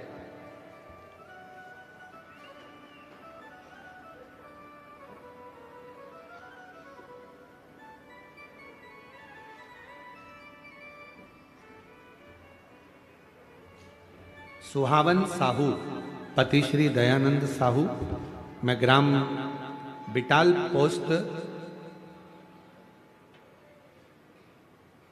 आमाटोला, जिला मोहला, मानपुर, अंबागढ़ चौकी की रहने वाली हूँ। कहीं बैठी हो तो हाथ हिला सकती हैं, और अगर बैठी हो तो बेलपत्र लेने के लिए आ सकती हैं। हाथ हिला तो एक बार। हाँ ठीक है, आ जाइए, आ जाओ। मैं महादेव की महिमा का वर्णन करना चाहती हूँ। मेरी झोली भर दी बाबा ने। मेरी बेटी लिमेश्वरी साहू और मेरा भाई पुरुषोत्तम दास साहू बहुत साल से नौकरी की तैयारी कर रहे थे। दोनों हार मान गए थे। मैं हमेशा कहती थी दोनों से कि भोलेनाथ पर विश्वास रखो, सब ठीक कर देगा।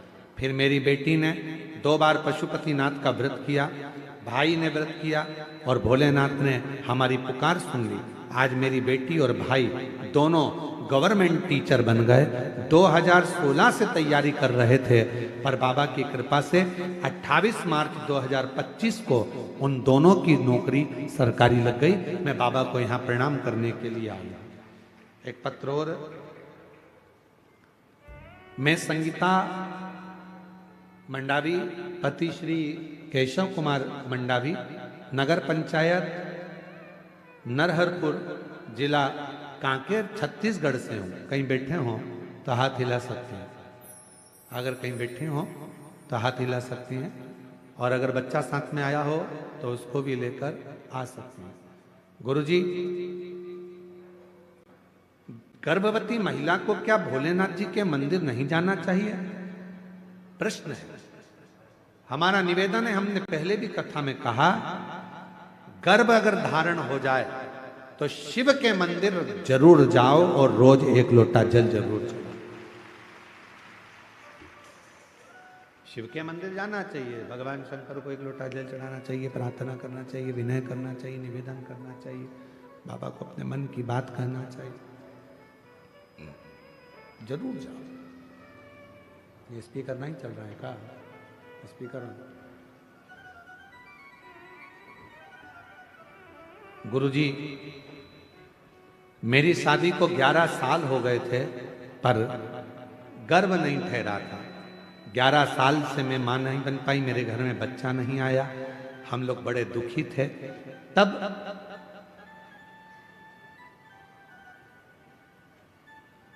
मेरे परिवार वाले भिलाई से दुमका से आना हुआ और मेरी एक दीदी ने मुझसे बताया कि वो सियोर वाला बाबा कथा कहता है, अगर वो कथा तुम सुनो और यदि श्रवण कर लिया और वो सफेद आंकड़े की जड़ का प्रयोग बेलपत्र का 1 लोटा जल का बोलता है, अगर कर लिया तो गर्भ जरूर ठहरेगा। गुरुदेव, हमारे यहाँ पर घर पर टीवी नहीं है तो हमने मोबाइल से कथा सुनी। सफेद आंकड़े की जड़ का और पशुपति नाथ का, सफेद आंकड़े की जड़ का और पशुपति नाथ का व्रत किया और पशुपति नाथ का व्रत किया और बाबा की ऐसी कृपा हुई गुरुदेव कि 11 साल के बाद बाबा ने मेरे घर में 11/7/2025 को मेरे घर में बच्चे ने जन्म लिया। 11 साल के बाद मुझे मां बनने का सौभाग्य प्राप्त हुआ। ये शिव की उदारता। एक पत्र और अच्छा है।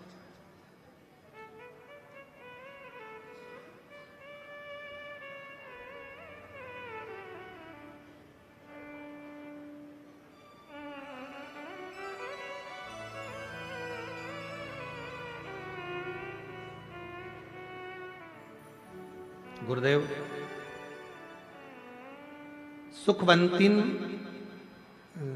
सुखवंतीन नेताम पति श्री सुरेंद्र जी नेताम। हम कोरर कोकानपुर के रहने वाले हैं। शादी को 9 वर्ष हो गए थे। सारे डॉक्टरों को दिखाया और बहुत सारे पुजारियों के पास भी दिखाने के लिए गए पर कोई रिजल्ट नहीं मिला।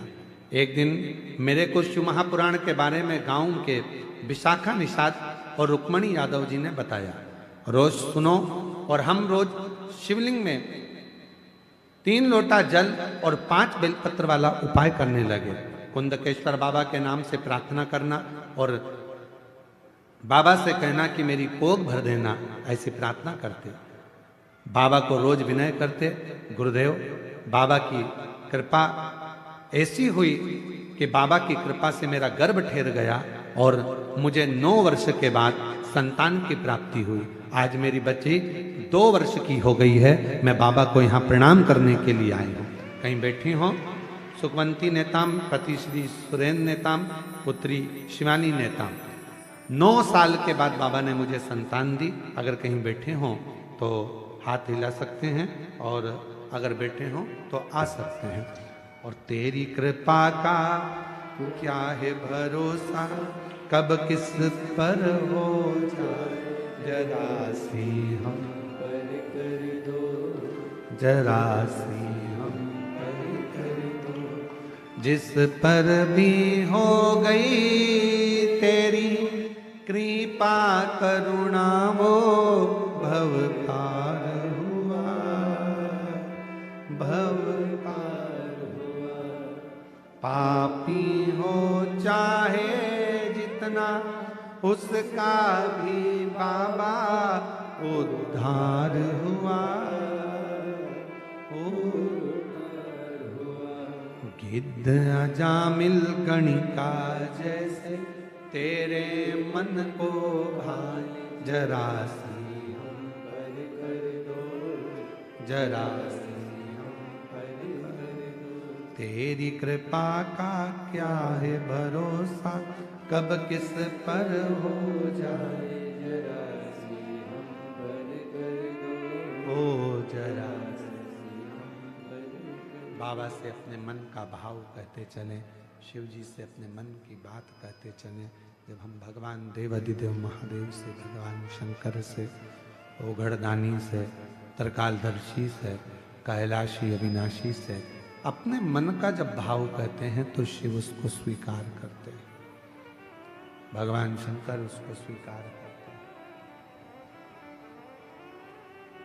शिव कथा कर रही है, भगवान शंकर का संवाद कर रहा है, शिव महापुराण की कथा वर्णन कर रही है। हिरण्यकशिपु ने वर मांग लिया, ना नीचे मरूं ना ऊपर, ना अंदर ना बाहर, ना अस्त्र से ना शस्त्र से, ना दिन में ना रात में, ना पशु से ना पक्षी से, मेरे प्राण ना छूटे। प्रहलाद से कहा क्या इस खंबे में तेरा भगवान है? हाँ, लग जा गले खंबे से। धधकता हुआ अग्नि का खंबा था। सब चिल्लाकर कह रहे हैं प्रहलाद 4 दिन से आगी में यह खंबा तप रहा है, इसको छूना मती, जल जाओ। प्रहलाद ने देखा कि मेरे पिता ने कहा है क्या इसमें भगवान है, और मैंने तो मेरे गुरु के मुख से सुना था कि सब में परमात्मा, सब में भगवान, तो इसमें भी परमात्मा। और प्रहलाद ने जैसे ही खंबे को अपने गले से लगाया, वो अग्नि का धधकता हुआ खंबा टूट कर नीचे गिर गया और नरसिंह भगवान उसमें से प्रकट हो गए। नरसिंह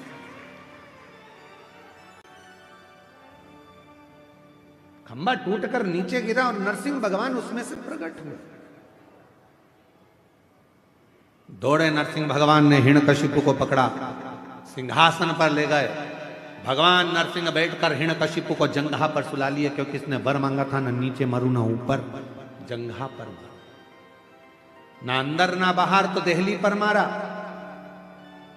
ना अस्त्र से ना शस्त्र से तो नख से फाड़ा, ना दिन में ना रात में तो शाम के समय पर,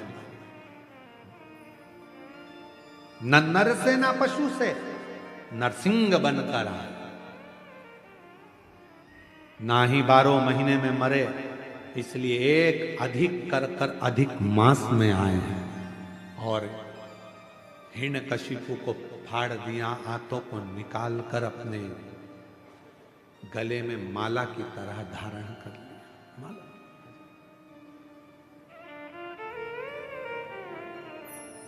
माला की तरह धारण,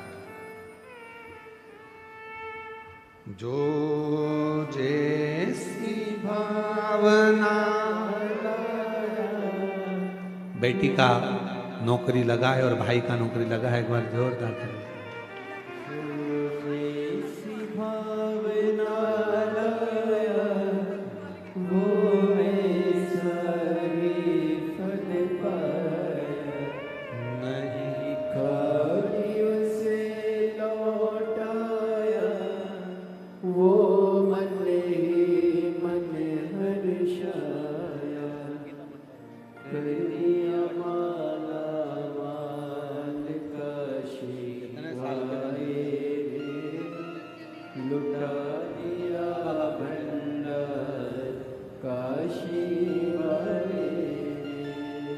लुटा दिया भंडार काशी वाले, कर दिया माला काशी वाले। हिरण्यकशिपु को बीच में से फाड़ दिया, आंतों को निकालकर नरसिंह भगवान ने धारण कर दिया। शिव पुराण की कथा कहती है वो जो हिरण्यकशिपु के शरीर से जो आंतें निकाली गई थी और जो डाली गई थी, भगवान नरसिंह ने क्रोध में अपने गले में उस हिरण्यकशिपु की आंतों में इतना क्रोध था, इतना राक्षसी असुर भाव का क्रोध था कि वो पूरे शरीर में भगवान नरसिंह के और क्रोध जागृत हो। और कौन जाएगा? नरसिंह भगवान के क्रोध को शांत करना था। कहा माता लक्ष्मी जी से आप गुस्सा शांत कर दो। एक बात याद रखना, अपनी जिंदगी में उतार कर रखिएगा, एक बात को अपने जीवन में उतारिएगा। महाराज एक बात अपने जीवन में उतारिएगा, क्रोध पति को आ रहा है तो याद रखना, पत्नी कभी पति के क्रोध को शांत नहीं कर सकती। पत्नी पति के क्रोध को शांत नहीं करेगी। क्रोध को शांत कौन करेगा? तो शिव महापुराण की कथा कहती है, क्रोध को शांत करेगा तो आपके घर में जो छोटे बच्चे होते हैं वो अगर पिता की गोद में चले जाएं तो क्रोध शांत हो जाता है। क्रोध शांत। घर में जो छोटे हैं और छोटे बच्चे जो घर में होते हैं वो क्रोध को शांत कर देते हैं। घर में जो चंचल प्रवृत्ति के छोटे छोटे बच्चे होते हैं वो क्रोध को शांत कर देते हैं, वो क्रोध को समाप्त कर देते हैं। उनकी मीठी वाणी, उनका स्नेह। तो शिव महापुराण की कथा कहती है। कई लोग कथाओं में कह देते हैं भगवान की ये गलती मत कर देना, भगवान गुस्सा हो जाएंगे, भगवान को क्रोध आ जाएगा, तुम ये मत कर देना, भगवान को क्रोध आ जाएगा, तुम ऐसा मत कर देना, भगवान को क्रोध आ जाएगा। शिव महापुराण की कथा कहती है, संसार में जन्म लेने वाला एक एक मनुष्य भगवान के लिए बच्चा है, और बच्चा गलती करता है तो माता पिता को क्रोध नहीं आता, वो उसको संभालने का प्रयास करता है। कई लोग भगवान से मनुष्य को दूर करने का प्रयास करते। एक पत्र में लिखा एक बहन ने,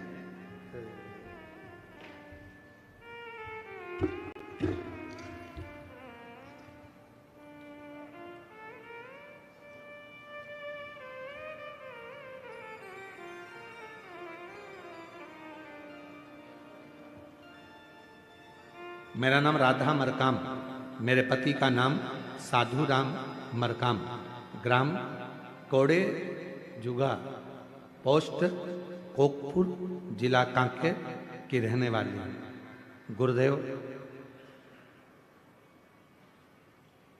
हमारी जब शादी हुई तब हमारे गांव में मंदिर नहीं था, देवी देवता नहीं थे।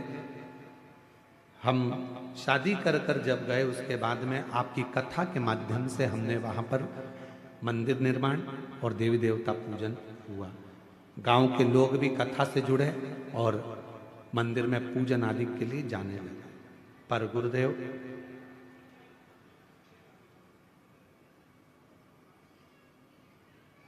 अभी ना जाने कहां से धर्म परिवर्तन कराने वाले लोग आ गए और फिर से देवी देवताओं को नहीं मानने को कहा। अब पूरा गांव फिर देवी देवता को नहीं मानता। बड़ी चिंता लगी कि पूरे गांव के लोग ही देवी देवता को बंद कर दिए मानना। जब बूढ़ा देव महादेव है, स्वयं आप बूढ़ा देव की पूजन करते हो तो भगवान को मानने में दिक्कत क्या? मानो। पर उन्होंने अपने देवता को भी मानना बंद कर दिया और दूसरे धर्म के चक्कर में लोग जाने लगे। पर अब जब से शिव महापुराण की कथा लोग टीवी पर सुन रहे हैं, मोबाइल पर सुन रहे हैं, अब वापिस हमारे गांव में लोग भगवान को एक लोटा जल चढ़ाना प्रारंभ कर दिए हैं। हम बाबा को यहाँ प्रणाम करना, कहीं बैठी हो तो आ सकती हैं, एक बेलपत्र लेने के लिए पहुंच सकती। शिव तत्व लगे, लोग तुम्हारे पीछे लगे रहेंगे। मंदिर मत जाओ, क्या करोगे मंदिर जाकर? दुनिया के लोग, कई लोग कहते हैं शंकर भगवान क्रोध के देवता हैं, भगवान शंकर रुद्र देव हैं, भगवान शंकर को गुस्सा बहुत आता है, क्रोध बहुत आता है, भगवान शंकर को क्रोध बहुत आता है, रुद्र हैं भगवान शंकर को क्रोध बहुत आता है। मेरा निवेदन है मेरी जीजियों, वो पिता है, जगत का पिता, और हम उसकी औलाद हैं, हम उसकी संतान हैं। कोई पुराण, कोई शास्त्र ये नहीं कहता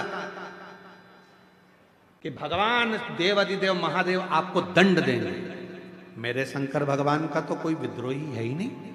जितने असुर थे, जितने राक्षस थे, सब शिव जी की पूजन करते थे, सब शंकर की आराधना करते थे, सब शिव जी की साधना करते थे। मेरे शिव जी का कोई विद्रोही नहीं, मेरे शंकर भगवान का कोई द्रोही नहीं। सबसे मेरे शंकर भगवान का प्रेम है सबसे। सबको मेरे देव अधिदेव महादेव लेकर चलते तो कैसे कोई विद्रोही? दुनिया के लोग अगर आपसे कह दें कि शंकर भगवान क्रोध के देवता हैं, शिव जी को मत पूछना, शंकर भगवान को ये मत करना, आज के जमाने में लोग सोशल मीडिया के माध्यम से बहुत सारे ऐसे लोग हैं जो अपना अपना सोशल मीडिया के माध्यम से अपना अपना वीडियो बनाते हैं और नई नई तरह की चीजें आप लोगों को बताते रहते हैं। शंकर भगवान को अभी अभी एक कोई हमको बता रहे थे कि भाई ऐसा ऐसा लोग बता देते हैं कि शिव जी को ये चढ़ाने का बोल दिया, शिव जी को वो चढ़ाने का बोल दिया। हमारा निवेदन है, शंकर भगवान की पवित्र कथा शिव महापुराण गीता प्रेस गोरखपुर की मार्केट में बाजार में सबदुन मिलती है, आप कहीं से भी ले सकते हैं और उसका अध्ययन कर सकते हैं, पढ़ सकते हैं, पढ़ो। पर व्यर्थ का कोई कहे शिव जी से दूर रहना, शंकर भगवान क्रोध के देवता हैं, उनको गुस्सा आ जाता है, वो क्रोध करते हैं, शंकर भगवान बड़े क्रोधी हैं। ना ना, मेरे 33 कोटि देवी देवता जितने भी हैं जिनको हम सनातनी पूजते हैं, सनातन धर्म में जिन देवी देवता का हम पूजन करते हैं, वो कभी क्रोध करना नहीं जानते। वो तो हमें प्यार करना सिखाते हैं, प्रेम करना सिखाते हैं, स्नेह करना सिखाते हैं। वो हमको स्नेह करना सिखाते। और शंभु शरणे मांगू घड़ी रे घड़ी दुख काटो दया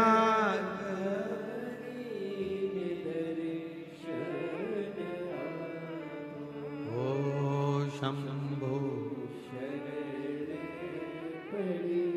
मांगो घड़ी रे दुख काटो दया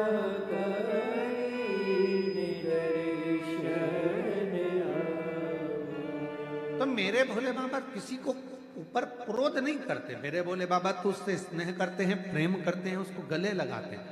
शंकर भगवान की सेवा दुनिया में सबसे सरल सेवा अगर किसी की है तो शिव जी की है। एक लोटा जल, बोल बम का नारा है, श्री शिवाय हर हर। इतनी सरल सेवा। पत्ता तोड़ा शिव जी को चढ़ा दिया, बेल पत्र नहीं है तो कोई दूसरे वृक्ष का पत्ता शिव जी को चढ़ा दिया, जो मिल गया भगवान शंकर को समर्पित कर दिया। ढेरों में सामग्री नहीं तो एक चावल का दाना शिव जी को चढ़ा दिया। इतनी सरल सेवा। नहीं है तो एक लोटा जल चढ़ा दिया, वो भी नहीं बना तो 3 बार ताली बजा दी, वो भी नहीं बना तो बम बम भोले बोल दिया, उतने में प्रसन्न हो गए। और ये भी नहीं बना तो शिखर का दर्शन कर लिया भगवान के मंदिर का, उतने में काम हो गया। कितना सरल, कितना सहज देव मेरे शिव, मेरे ओघड़दानी, मेरे शंभु, मेरे त्रिकालदर्शी, मेरे कैलाश। इतने सरल देव कहां हो? शंभु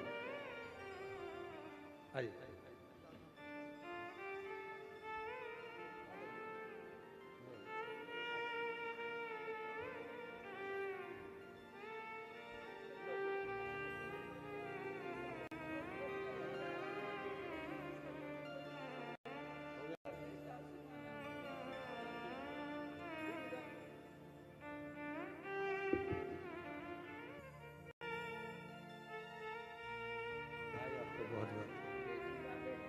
दोनों की बधाई आपको, बच्चों के अच्छे कॉलेज एडमिशन के लिए।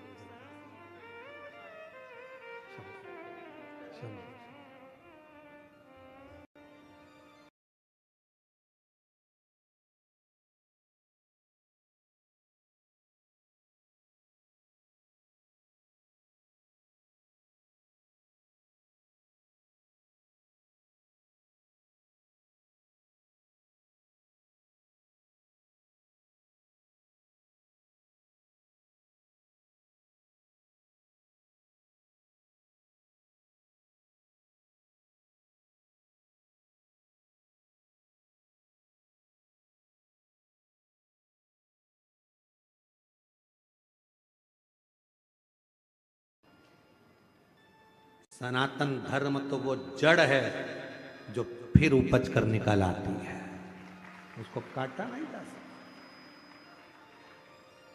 फिर उपज कर निकल आती है, उपज कर, उसको काट नहीं सकते। और हृदय से दिल से भगवत भजन करो, यहां वहां मत जाओ, जहां वहां जाकर ये मत सोचो कि आपका काम हो जाएगा। आपके देवता इतने प्रबल हैं, बूढ़ा देव महादेव इतने प्रबल हैं, भगवान शिव इतने प्रबल हैं कि तुम्हारे एक लोटा जल चढ़ाने से जिंदगी के सारे दुख अपने आप मिटते चले। डराएंगे लोग, शिव जी क्रोध के देवता ना, भगवान शंकर क्रोध के देवता नहीं, भगवान शंकर तो करुणा के देवता हैं। भगवान शंकर क्रोध के देवता नहीं, करुणा के देवता हैं।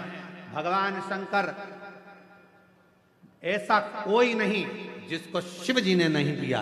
लंका के राजा रावण को सोने की नगरी दे देते हैं, भस्मासुर को कंकण देकर वर दे देते हैं। शिव शिव है, वो देने में पीछे नहीं है। तुमने जो मांगा उसने दिया, जो तुम वो पीछे। शिव महापुराण की कथा में वर्णन आता है, भगवान देवाधिदेव महादेव नरसिंह भगवान का क्रोध तीव्र हो गया। भगवान विष्णु नरसिंह रूप रखकर आए और उनका क्रोध बढ़ता चले गया। उनके क्रोध को कौन शांत करे? लक्ष्मी जी ने शांत नहीं करा, प्रहलाद जी को भेज दिया। प्रहलाद को देखकर भगवान नरसिंह का क्रोध थोड़ा शांत हुआ, पर फिर उन्होंने उपद्रव करा बहुत। यहाँ वहां जहां जाते वहां देवता घबराने लगते, करे तो करे क्या। तब सारे देवता घबराए और घबराने के बाद भगवान देवाधिदेव महादेव के पास गए कि आप करुणा करिए, आप कृपा करिए, ऐसी कृपा कर दो कि ये क्रोध नरसिंह भगवान का शांत हो जाए, समाप्त हो जाए।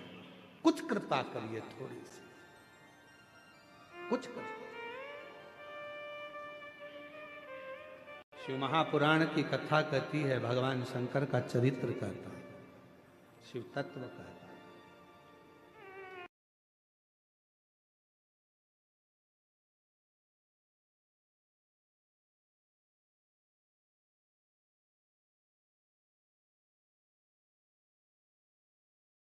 लोटा जल चढ़ाना प्रारंभ कर देते हैं तो हमारे भीतर के जो विकार हैं, हमारे भीतर का जो क्रोध है, अपशब्द हैं, ताने हैं, गालियां हैं, हमारे भीतर के जो विकार हैं वो धीरे धीरे समाप्त होने लगते हैं अपने आप। जैसे बेटी बेटा कुंवारे रहते हैं, उनका सोच विचार अलग होता है, पर विवाह होने के बाद उनके विचार, उनकी सोच अलग हो जाती है। परिवार को लेकर चलना है, काम ये करना है। आज हमारे यजमान श्री जितेंद्र जायसवाल जी और श्रीमती राजकुमारी जी जायसवाल जी की भी 25वीं शादी की सालगिरह है। उनको एक बार सब मिलकर बधाई देते हैं, दोनों हाथों से जोरदार ताली बजाकर उनको साधुवाद और बहुत बहुत बधाई। जिनकी आज 25वीं आज शादी की सालगिरह की, हम बहुत बहुत बधाई देते हैं जितेंद्र जी और श्रीमती आपकी श्रीमती राजकुमारी जी को भी बहुत बहुत साधुवाद है। शिव कृपा बनी रहे। शिव शिव है, भगवान ओखड़ शंभु। तो मेरा भोले बाबा तो बिना सोचे देता है, बिना विचार किए देता है, बिना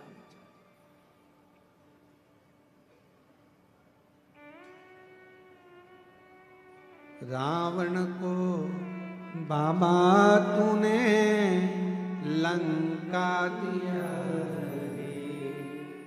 भस्मासुर को तूने कंकण दिया। रावण को बाबा तूने लंका दिया, भस्मासुर को तूने कंकण दिया।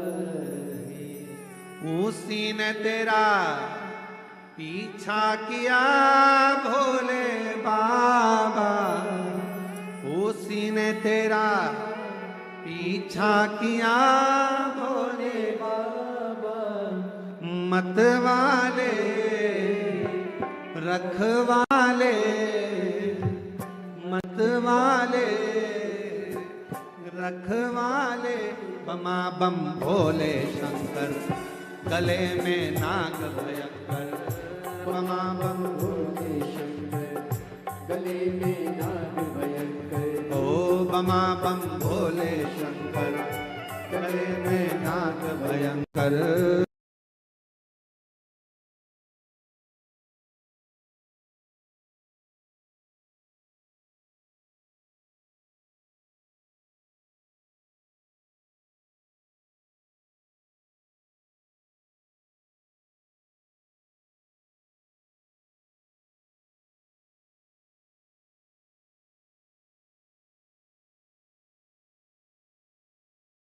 मतवाले रखवाले, बमा बम भोले शंकर, गले में नाग भयंकर। बमा बम भोले शंकर, गले में नाग भयंकर। बमा बम भोले शंकर, गले में नाग भयंकर। कच्चे गांव के शिव मंदिर से दंडवत करते करते कथा स्थल तक आए हैं। कोई कामना पूर्ण हुई है? एक बार जोरदार ताली बजाकर साधु।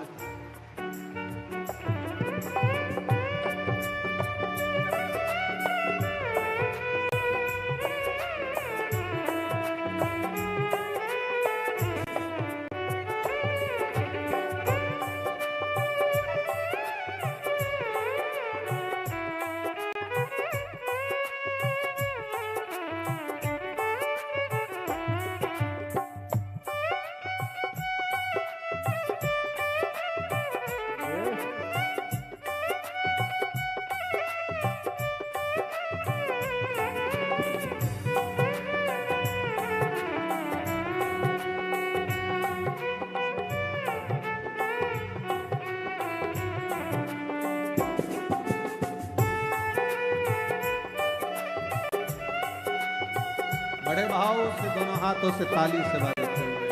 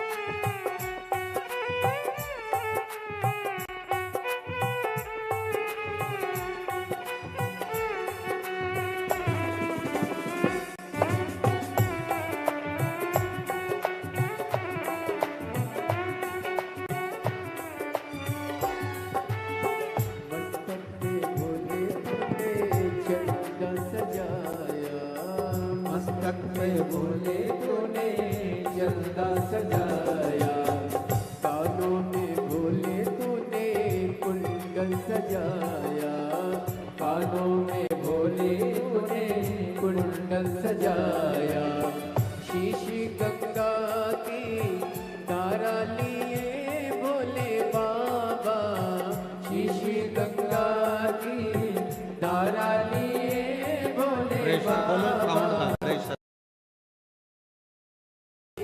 रखने वाले मरने वाले, रखने वाले बमा बम भोले शंकर, गले में नाग भयंकर। बमा बम भोले शंकर, गले में नाग भयंकर। बमा बम भोले शंकर, गले में नाग भयंकर। आओ से दोनों हाथों से ताली से रखते हुए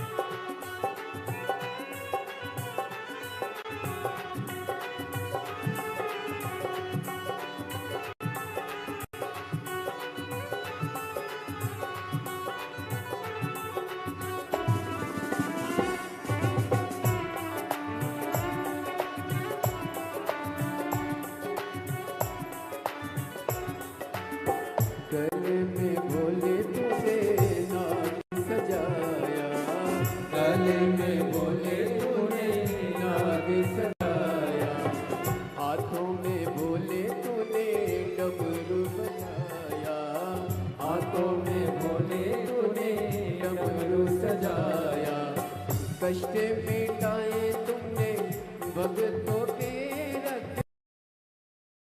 कष्ट मिटाए तुमने भक्तों के रखवाले, मरने वाले रखने वाले, मरने वाले रखने वाले, बमा बम भोले शंकर, गले में नाग भयंकर, बमा बम भोले शंकर, गले में नाग भयंकर, बमा बम भोले शंकर, गले में नाग भयंकर, बमा बम भोले शंकर, गले में नाग भयंकर, ओ बमा बम भोले शंकर, गले में नाग भयंकर, बमा बम भोले शंकर, गले में नाग भयंकर, बमा बम भोले शंकर, गले में नाग भयंकर, बमा बम भोले शंकर, गले में नाग भयंकर।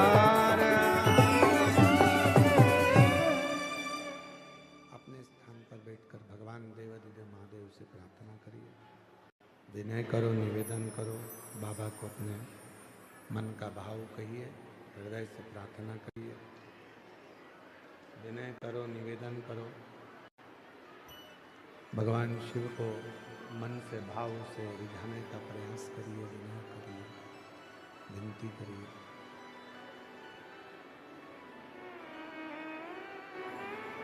जहाँ जगह मिले वहाँ बैठकर बाबा को अपने मन की भाव कहिए और प्रार्थना करो, विनय करिए। आज कथा का समापन दिवस है, विराम दिवस है। जहाँ भी जगह मिले वहाँ बैठकर बाबा को अपने मन का भाव हृदय से प्रार्थना करो, विनय करो, निवेदन करो, विनती करो। सभी लोग साथ में बोलें, बाबा से विनय करें, निवेदन करें, प्रार्थना करें।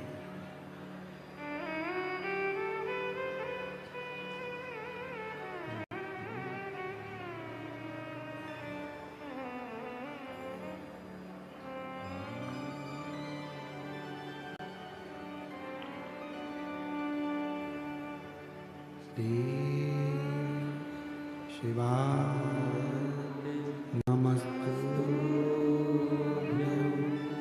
श्री शिवाय नमस्तुभ्यं, श्री शिवाय नमस्तुभ्यं, श्री शिवाय नमस्तुभ्यं,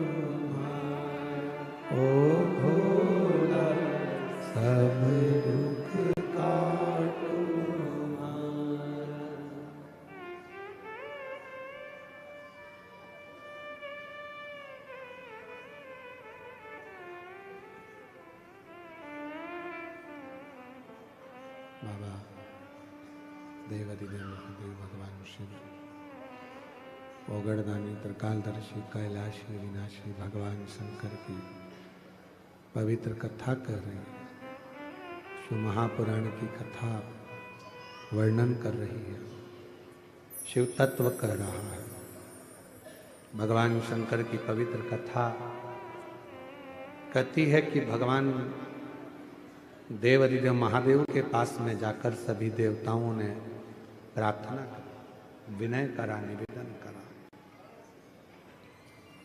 इस क्रोध को, नरसिंह भगवान का जो क्रोध है, नरसिंह भगवान का जो गुस्सा है, क्रोध है, भगवान नरसिंह का जो क्रोध है, उसको शांत किया है।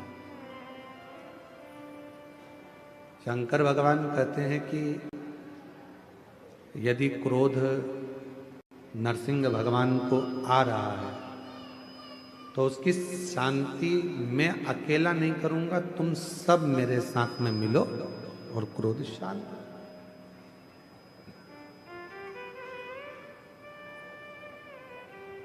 मैं एक शरम्भ पक्षी का रूप रख लेता हूं।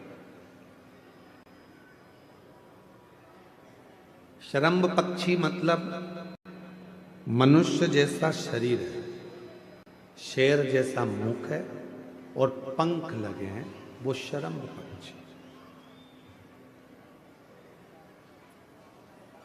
और शरम्भ पक्षी का रूप रखकर मैं नरसिंह भगवान को क्रोध को शांत करूंगा, उनको पंजे में उठाकर अलकनंदा नदी में ले जाकर डालूंगा, जिससे उनका क्रोध शांत हो।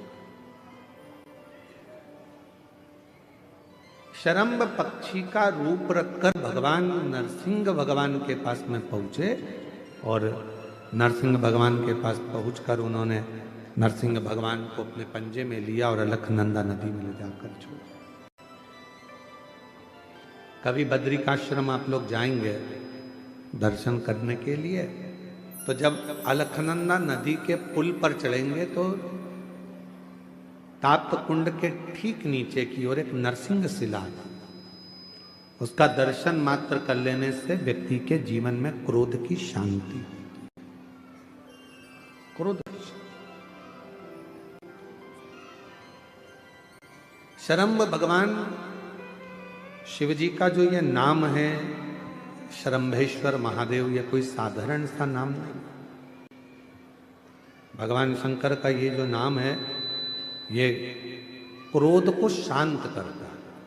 इसलिए जब जब अगर अपने भीतर अगर कहीं क्रोध उत्पन्न हो रहा है या अपने को लगता है कि अपन बहुत गुस्सा कर रहे हैं, एक बेलपत्र को अपने हाथ में रखकर शंभेश्वर महादेव का नाम लेकर अपने घर में जो शंकर का शिवलिंग है उसको यदि समर्पित कर देते हैं तो हमारा क्रोध उसी क्षण समाप्त हो जाता है, शांत हो जाता है। शंभेश्वर ये क्रोध की शांति के लिए शंभेश्वर बाबा। शिव कथा कहती है आगे चंचुला देवी के पति बिंदुक को प्रेत योनि से मुक्त करने के लिए जो कथा चल रही है उसमें भगवान देवादिदेव महादेव की साक्षी में तुमरुका जी 12 ज्योतिर्लिंग का स्मरण कराते। 12 ज्योतिर्लिंग, प्रथम सोमनाथ जी का वर्णन किया। दक्ष प्रजापति ने चंद्रदेव को काया का रोग लगने का श्राप दिया और भगवान देवादिदेव महादेव की आराधना चंद्रदेव ने करी तो काया के रोग से मुक्त हो। कोई चर्म रोग, शरीर में कितना बड़ा भी अगर रोग लग जाता है, अगर आप शंकर की मंदिर में जाना चालू कर देते हैं, शिव पुराण कथा सुनना प्रारंभ कर देते हैं, शंकर की भक्ति करना प्रारंभ कर देते हैं, तो चर्म रोग धीरे धीरे समाप्त होता है। डॉक्टर को भी दिखाते रहो, दवाई भी लेते रहो, औषधि भी लेते रहो, जांचें भी कराते रहो, साथ में शिव की आराधना करते रहो। अगला वर्णन आया है श्री मल्लिकार्जुन का। षडानंद कार्तिकेय बाबा रुष्ट होकर चले जाते हैं, जिनको मनाने के लिए शिव पार्वती श्री शैलम पर जाते हैं और मल्लिकार्जुन के रूप में विराजमान। आगे वर्णन आया है दूषण नाम के राक्षस का संहार करने के लिए बाबा भोलेनाथ काल अधिपति महाकाल बनकर विराजमान होते हैं और भगवान शिव का नाम महाकालेश्वर हो जाता। जिन्होंने दूषण नाम के राक्षस का संहार किया। फिर वर्णन आता है, विंद नामक पर्वत ने तप कर कर भगवान शिव जी से वर मांगा और वहां भगवान ओमकार के रूप में विराजमान हुए। अगला वर्णन है, नर नारायण ने तप कर कर भगवान शिव जी को विराजमान करा। शिव जी केदारेश्वर के रूप में विराजमान हुए। कुंभकर्ण का बेटा भीम, जिसने सारे देवालय शिवालय तोड़वाना प्रारंभ करे, तो भगवान शंकर ने भीम का संहार करा और शिव जी का नाम भीमा शंकर हुआ। आगे वर्णन आता है, मनु शत्रुपा ने शिव जी का स्मरण कर कर भगवान भोलेनाथ को काशी में विराजमान करा और भगवान विश्वनाथ जी के रूप में विराजित होते। अगला वर्णन है त्र्यंबक बाबा का। गौतम बाबा पर गौ हत्या का दोष लगता है। दोष लगाने वाले कोई दूसरे नहीं होते, स्वयं के ही नजदीक के होते। दोष लगा और दोष लगने पर भगवान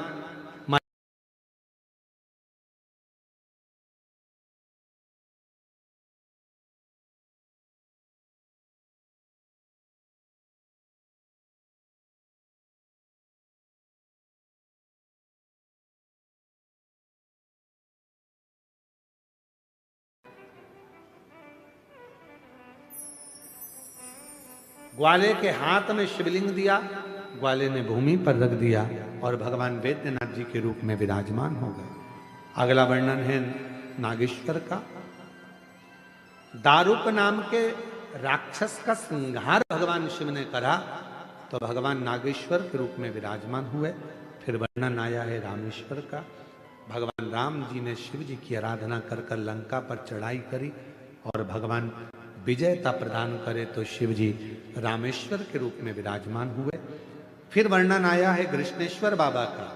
सुधर्म नाम के ब्राह्मण की धर्मपत्नी घूष्मा के बेटे को मार दिया गया था। सुदेहा ने उसके प्राण ले लिए थे तो घूष्मा के बेटे को भगवान शंकर ने जीवित करा।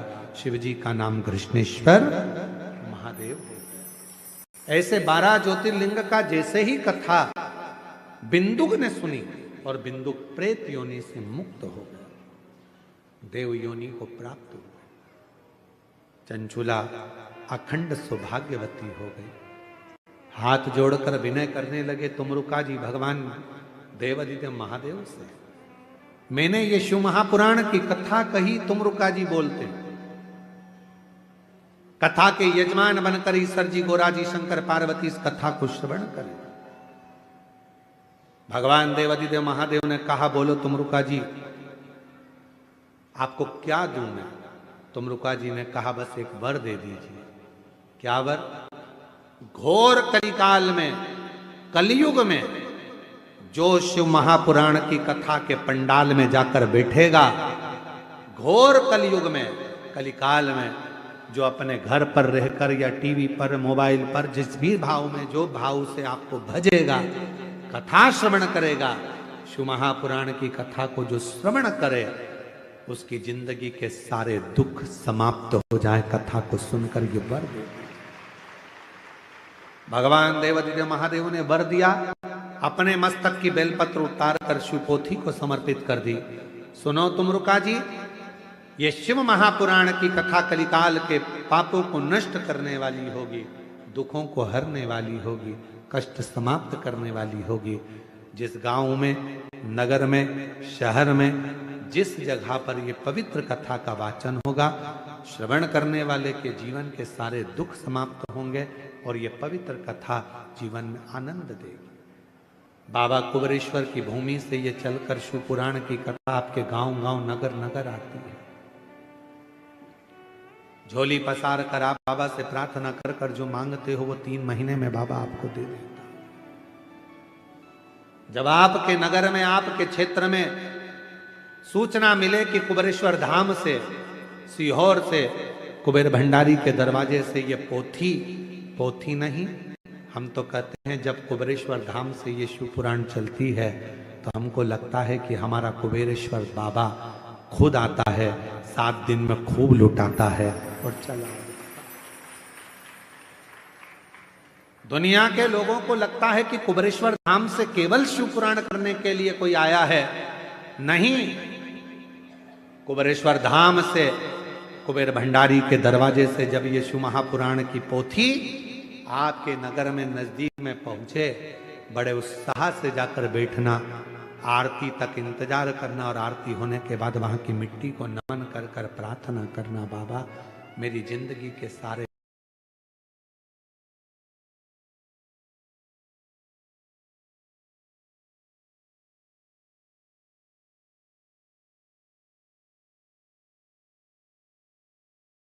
आप जो कथा का तत्व ग्रहण करने आए हो, मेरा भोले बाबा आपकी झोली खुशियों से जरूर भरेगा।